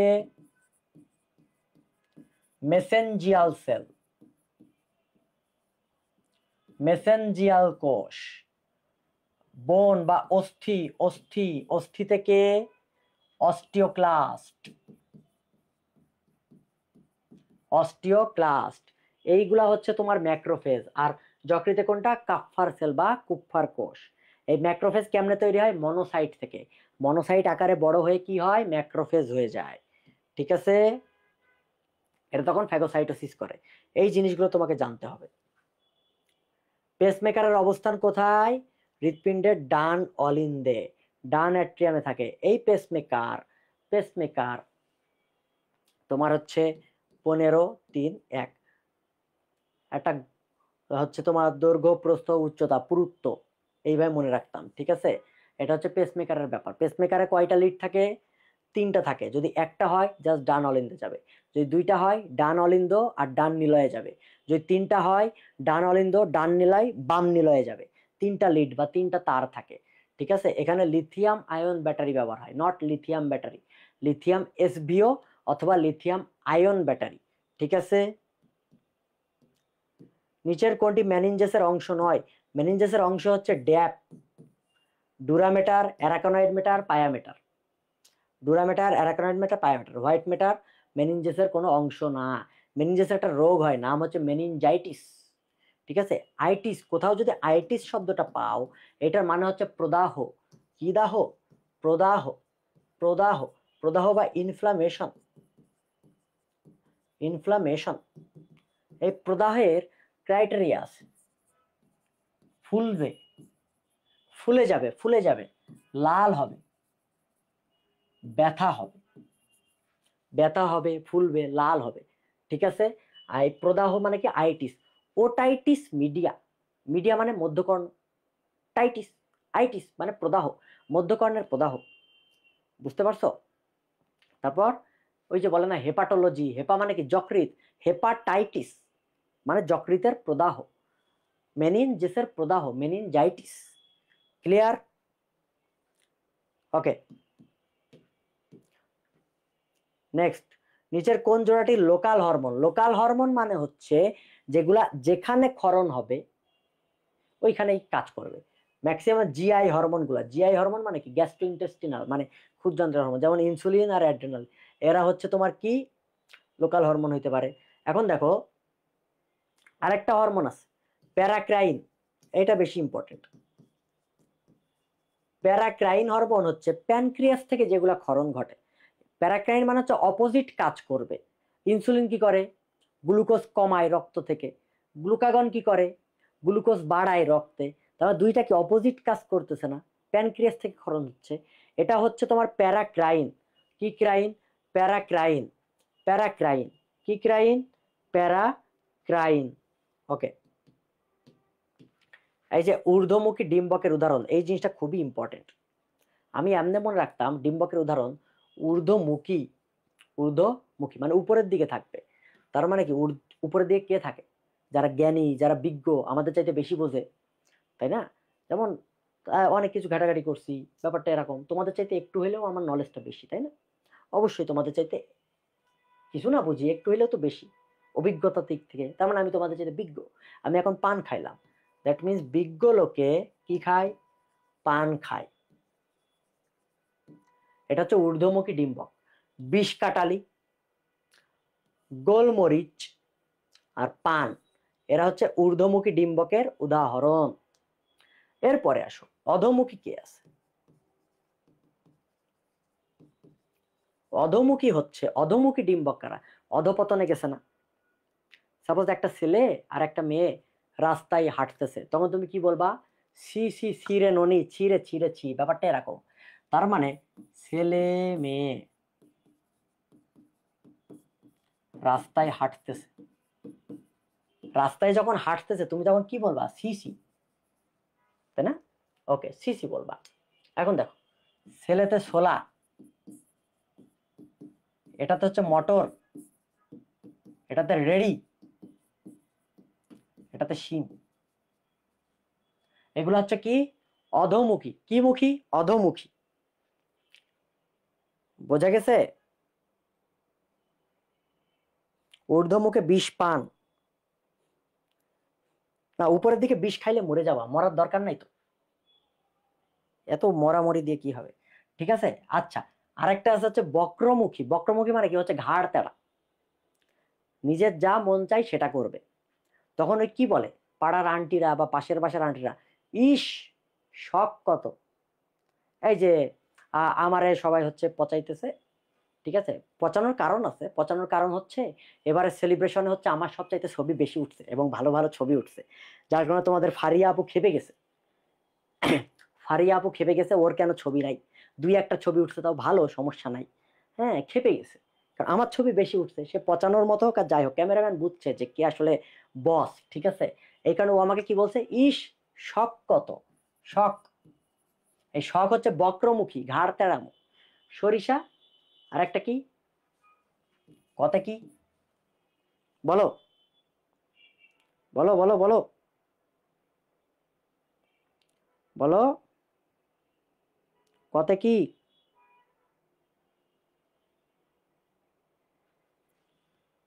কালকাসুন্দা। হ্যাঁ, শখ কত, সরিষা, কালকাসুন্দা, এটা হচ্ছে বক্রমুখী। বক্রমুখী ডিম্বকের উদাহরণ। ঠিক আছে, সরিষা, কালকাসুন্দা। ক্লিয়ার? আশা করি ক্লিয়ার। মানব রেচনতন্ত্রের অংশ নয় কোনটি? অ্যাড্রেনাল গ্রন্থি। বাকিগুলো রেচনতন্ত্রের সাথে সংযুক্ত।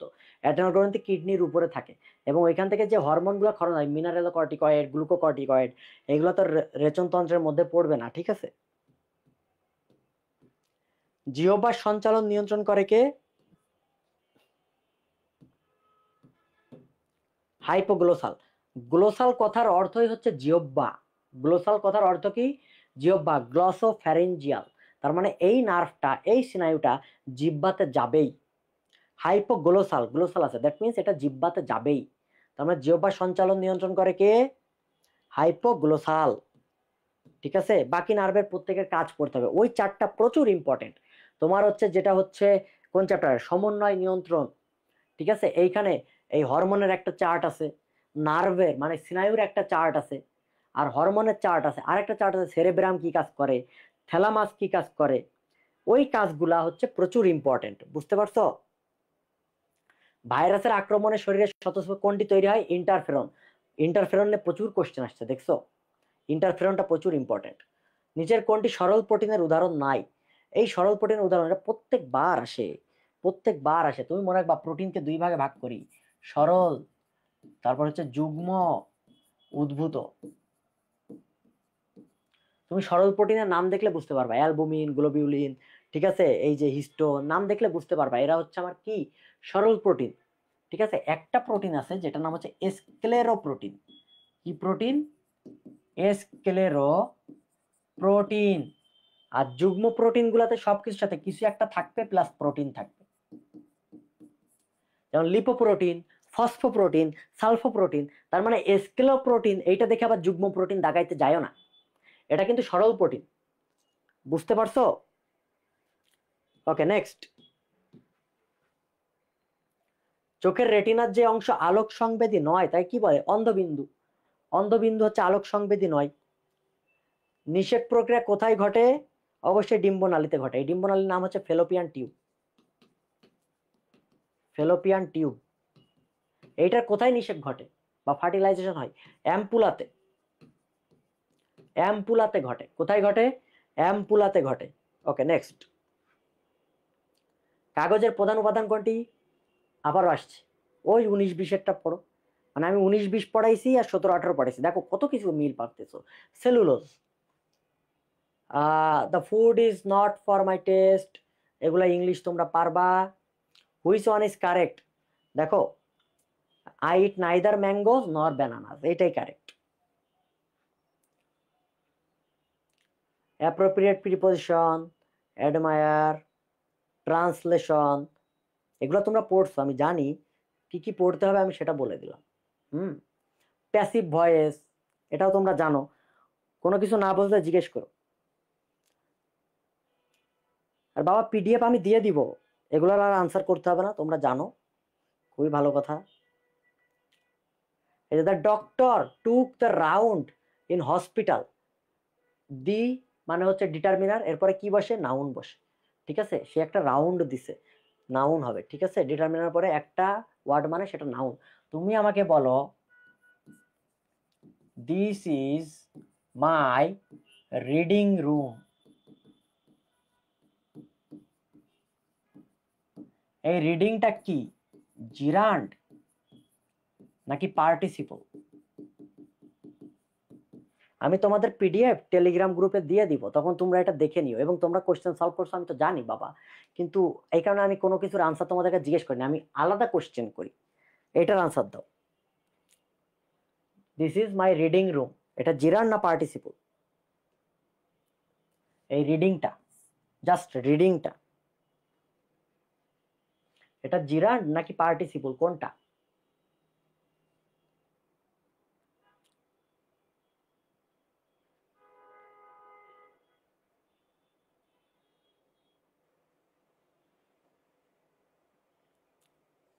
জিরান্ড, পার্টিসিপল, জিরান্ড,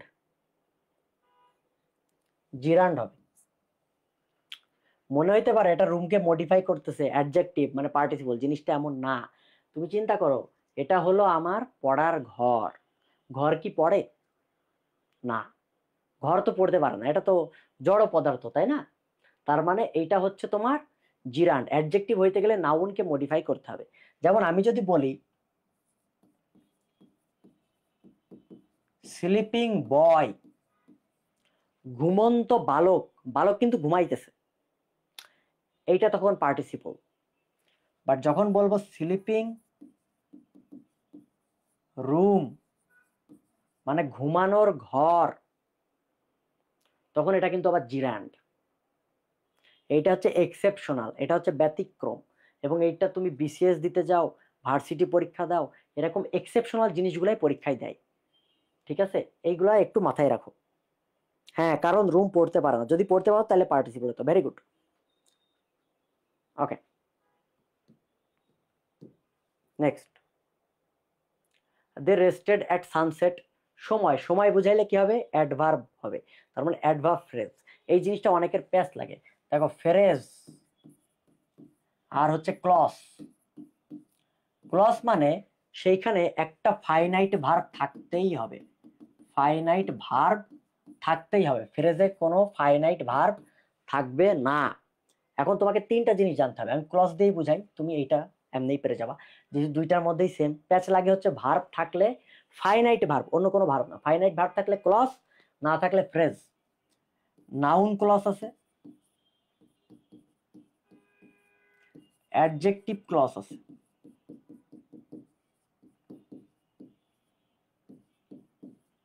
আর অ্যাডভার্ব ক্লজ আছে। এই তিনটাই বেশি আসে। নাউন ক্লজ তুমি যতটুকু নিচে দাগ থাকবে আন্ডারলাইন্ড ওয়ার্ডটাকে বাদ দিয়ে দিবা, বাদ দিয়ে তুমি ইট বসাই দিবা। যদি ইট বসাইলে সেন্টেন্স পরিপূর্ণ হয়, যদি ইট বসাইলে তোমার সেন্টেন্স মনে হয় বিল্ড আপ হচ্ছে না, ঠিক আছে, একটা ভালো একটা অর্থ দিতেছে, তাহলে সেটা নাউন ক্লজ। ক্লিয়ার?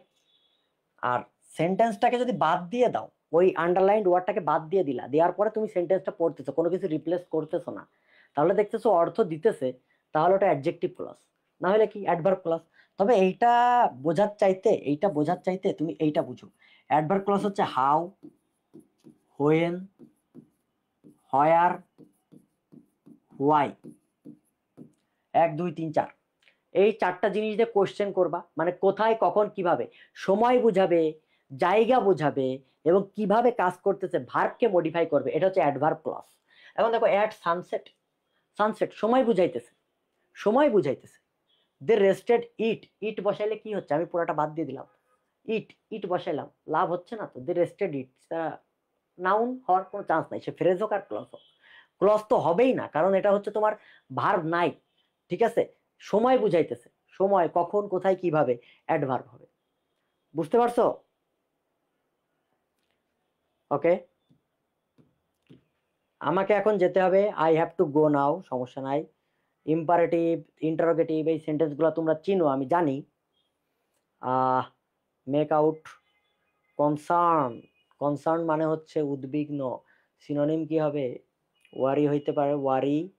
তারপর এক হাতে তালি বাজে না, এটা প্রভাব, প্রভাবগুলো তোমরা পড়বা, ঠিক আছে। Namim Ismail national academy education management. জাতীয় উদ্যান হচ্ছে নিঝুম দ্বীপ, সবচাইতে বড় নিঝুম দ্বীপ। এটা ওয়ার্ল্ড হেরিটেজে, এই তোমার হচ্ছে ডকুমেন্টারি হেরিটেজ হয়েছে তোমার 7ই মার্চের ভাষণ। কাজী নজরুল ইসলামের উপন্যাস কোনটি, মৃত্যু ক্ষুধা, কুহেলিকা, ঠিক আছে। একটা কাব্যগ্রন্থ আছে দেখো, সঞ্চয়িতা, এটা কে লিখছে, রবীন্দ্রনাথ ঠাকুর, কিন্তু কাজী নজরুল ইসলাম কি লিখছে, সঞ্চিতা। সঞ্চিতা, দুইটা কিন্তু আলাদা জিনিস, ঘোলাই না জানো, পরীক্ষায় এরকমই আসবে। সঞ্চিতা বললে কাজী নজরুল ইসলাম, সে কাব্যগ্রন্থ হোক উপন্যাস হোক, ঠিক আছে। বুঝতে পারছো? ওকে। আর সঞ্চিতা বললে কাজী নজরুল ইসলাম, ইতা, ইতা এটা থাকলে রবীন্দ্রনাথ ঠাকুর। ওকে, নেক্সট। জাতীয় ক্রিকেটে কার সাথে, এটা পারবা। সবচেয়ে বেশি ঔষধ রপ্তানি হয়, এটা হবে ব্লাঙ্ক। কারণ বর্তমানের প্রেক্ষিতে এটা তো 1700 সালে একটা আনসার ছিল, কিন্তু এখন তো তুমি ওই আনসার মুখস্থ করলে হবে না। বর্তমানে 2024 সালে মিয়ানমারে বেশি গেছে। কোথায় গেছে? মিয়ানমারে বেশি গেছে, মিয়ানমারে বেশি গেছে, ঠিক আছে। তোমাকে সাম্প্রতিক আলোচনা করতে হবে, এটা তোমাকে বুঝতে হবে, এটা সাম্প্রতিক। যদি সাল উল্লেখ করতো 2016-17 সালে, তখন তুমি এটা বলতে পারতো। বুঝতে পারছো? এখন তোমাকে সাম্প্রতিক জিনিসটা নিতে হবে। শিক্ষার মূল উদ্দেশ্য কি? অবশ্যই মূল্যবোধ জাগানো। এই যে অনেকে দেখতেছি কমেন্ট করতেছে, আমরা তো দেখি কমেন্টগুলো ইগনোর করার চেষ্টা করি, তারা তোমাদের ফুটেজ খাইতে আসে যে না, একটা কমেন্ট করি, একটু স্যাভেজ সাজি, যে ভাইয়া তাড়াতাড়ি ছুটি দেন, কতক্ষণ পড়াবেন, এত দেরি কেন, হ্যাঁ, উল্টাপাল্টা কোশ্চেন করে। জিনিসটা আছে না, যদি হয় সুজন তেঁতুল পাতায় 9 জন, বা অনেকজনও ধরতে পারে, কিন্তু তোমার মনেই আছে দূরভিসন্ধি। এই যে অনেকে বলে না, যে আমি বলি যে ভাইয়া আমি তো কেবল সেকেন্ড ইয়ারে উঠছি, তখন কিছু পড়ি না, এখন পড়লে কি পারবো, বা ভাইয়া কিছু বুঝতেছি না। এইসব বলে তো কোনো লাভ নাই বাবা। তুমি বুঝতেছো না, তাহলে তুমি বোঝার চেষ্টা করো যে ভাইয়া বুঝতে পারছি না, এটার তো আমি সমাধান দিতে পারবো না। অনেকে মেসেজ দাও যে ভাইয়া আমি তো বুঝতে পারতেছি না, কিভাবে আগাবো।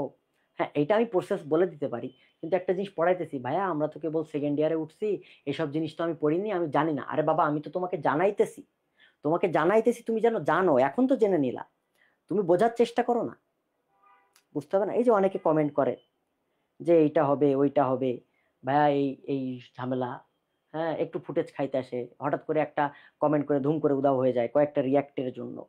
তাহলে শিক্ষার উদ্দেশ্য এটা না। হ্যাঁ, আমরা অবশ্যই মজা করব, ইয়ারকি আড্ডা করব, অনেক ট্রিক্স দিব, কিন্তু রেসপেক্টের জায়গাটা যেন বজায় থাকে। আমি আমার ব্যাচমেটের সাথে মজা করতেই পারি, তাই না? সেটা আমাদের মধ্যে একটা রেসপেক্ট আছে, সে ও জানে আমিও জানি। কিন্তু তোমার সাথে তো আমার ওই ধরনের সম্পর্ক না। বা তুমি এইখানে কাউকে চিনো না, ধুম করে একটা কমেন্ট করে গেলা, যে উল্টাপাল্টা একটা কমেন্ট করে গেলা, অনেকে দেখে যে হঠাৎ করে কেউ অ্যাংরি রিয়াক্ট দেয় যে ভাইয়া কমেন্ট ডিলিট। যাদের কমেন্টে অ্যালার্জি, কমেন্ট দেখতে পারো না, তারা সোয়াইপ করে দাও, করে তুমি ফেসবুকে জাস্ট ক্লাসটা করো। বুঝতে পারছো? অনেক সুবিধা আছে। যে ভাইয়া কমেন্ট করতে মানা করেন, এগুলো বলা কোনো ওয়ে না। বা তুমি ওই কমেন্টটাকে ইগনোর করো, তুমি কমেন্টটাকে এভাবে সুইপ করে দিলে তুমি ক্লাসটা দেখতে পারো। বুঝতে পারছো? তাহলে তোমার কমেন্টটা মাইন্ড ডিস্ট্রাক্ট করতেছে না। ঠিক আছে? তারপরে এইসব পোলাপান যারা ফুটেজ খাইতে আসে, আসলে এগুলো তো বাঙালিদের স্বভাব, বুঝতেই পারতেছো, আর কিছু বলবো না। এই যে এটাই শিক্ষার মূল উদ্দেশ্য, মূল্যবোধ জাগানো, ব্যক্তির গুণাবলীর যথার্থ বিকাশ সাধন। ঠিক আছে? শিক্ষার মূল উদ্দেশ্য আসলে সবসময় শিক্ষা নিতে হবে, যে শিখলাম, তুমি তো শিখতেছো, আমি অনেক ট্রিক্স দিচ্ছি, তুমি শিখবা, কোথাও না কোথাও শিখবা। আমার কাছ থেকে না শিখলেও এই ট্রিক্স অন্যভাবে, অন্য জায়গায়, অন্য কারোর কাছ থেকে শিখবা। ঠিক আছে? আমি তোমাকে মূল্যবোধ শেখানোর কেউ না। কিন্তু এই যে যারা জিনিসগুলা করে, এই জিনিসগুলা একটু কেয়ারফুল থাকবা, হ্যাঁ? কারণ আলটিমেটলি পৃথিবীতে তুমি যাই করবে সেটা তোমার কাছে ফিরে আসবে, অবশ্যই ফিরে আসবে। ঠিক আছে? ওকে, নেক্সট। গ্রিনিচ মান হচ্ছে বাংলাদেশের সময় এর পার্থক্য কত? 6 ঘন্টা আগে, +6 আওয়ার্স। গণপ্রজাতন্ত্রী বাংলাদেশ সরকার মনোগ্রামে কয়টা ছিল? 4টা তারকা ছিল। সাম্প্রতিক বিশ্বে, সাম্প্রতিক বিশ্বে কে হচ্ছে সবচাইতে ধনী ব্যক্তি? কে? এইখানে তো আনসার নাই। বর্তমানে হচ্ছে ইলন মাস্ক। ইলন মাস্ক কতগুলা জিনিসের মালিক। এমন বড়লোক হওয়ার ড্রিম, এমন বড়লোক হওয়া হচ্ছে ড্রিম। বুঝতে পারছো? এমন বড়লোক হওয়ার ড্রিম। হ্যাঁ, ঠিক আছে, এই পর্যন্তই। আজকে হচ্ছে তোমাদের সাথে আমার লাস্ট ক্লাস। আর তুমি আমার ক্লাসটা খেয়াল করলে দেখবা আমি অনেক কিছু পড়াই যেগুলো তোমার খাতায় নোট করার মতো বা বইয়ের পাশে লিখে রাখার মতো। কোনটা ইম্পর্টেন্ট সেটাও বলে দিই। ওর সাথে ওই মেডিকেলের কোশ্চেনের মিল আছে, বোর্ড প্রশ্নের মিল আছে, এটাও বলে দিই। ঠিক আছে? আমার পড়ানোটা অন্যরকম। ঠিক আছে? অনেকে সানগ্লাস পরার কথা বলতেছো, বললাম তোমরা একটু রিভিউ দিও ক্লাসটা কেমন লাগছে। কারণ এর ফলে তুমি যে ন্যূনতম উপকৃত হও, এটা দিন শেষে তোমার থেকে একটা দোয়া তো আমার জন্য আসবে, বা মেডিলজির জন্য আসবে, তাই না? এটা একটা ফ্রি ক্লাস ছিল, একটা ইয়া দিয়ে দিও, রিভিউ দিয়ে দিও। আর সবসময় মনে রাখবা, জীবন যেখানে যেমন, এই যে তোমরা ডেন্টাল ক্যান্ডিডেট, অনেকে সেকেন্ড টাইম প্রিপারেশন নিবা, জিনিসটা আসলে ওরকম না। তুমি সব জায়গায় পরীক্ষা দিবা। ঠিক আছে? দুনিয়াটা প্রচুর কঠিন। কেউ ব্যর্থতার গল্প শুনতে চায় না। তোমার ব্যর্থতার গল্প হয় আমি শুনলাম, আমি শুনে বড় যে তোমাকে কি করতে পারি, 2 দিন হচ্ছে তোমাকে সিম্প্যাথি দিতে পারি, দেখো দুনিয়াটা কঠিন, এটা মেনে নাও, এইভাবে চলো, আসলে কিছু বলা নাই, সান্ত্বনা দিতে পারি। কিন্তু আসলে এটা আসলে কোনো সমাধান না। তোমাকে নিজের জায়গাটা তৈরি করতে হবে। দুনিয়াটা সার্ভাইভাল অফ দ্য ফিটেস্ট। আজকে এইখানে আসি কারণ কি, কোথাও না কোথাও আমি চান্স পাইছি, আমার ক্লাসটা তুমি করতেছো, এই যে ট্রিক্স গুলা তুমি শিখতে পারতেছো। কারণ কি, আমি আসলে সফলতার কোনো ডেফিনেশন নাই, কিন্তু এই যে প্রেক্ষাপটে আপাতত অ্যাডমিশনের মতো ক্রুশিয়াল মোমেন্টে তোমার দরকার একটা সিট, সে ডেন্টাল হোক, সে মেডিকেল হোক, সে ভার্সিটি হোক, বা কৃষি হোক, তোমার দরকার সিট। তুমি সফল হও, তোমার গল্প সবাই শুনবে। ঠিক আছে? ব্যাপারটা এরকম। ওকে, আজকের মতো এই পর্যন্ত। সবাই একটু রিভিউ দিয়ে দিও। সানগ্লাস পরলাম, হ্যাঁ সানগ্লাস পরলাম। এই পর্যন্ত, বাই। জীবন যেখানে যেমন।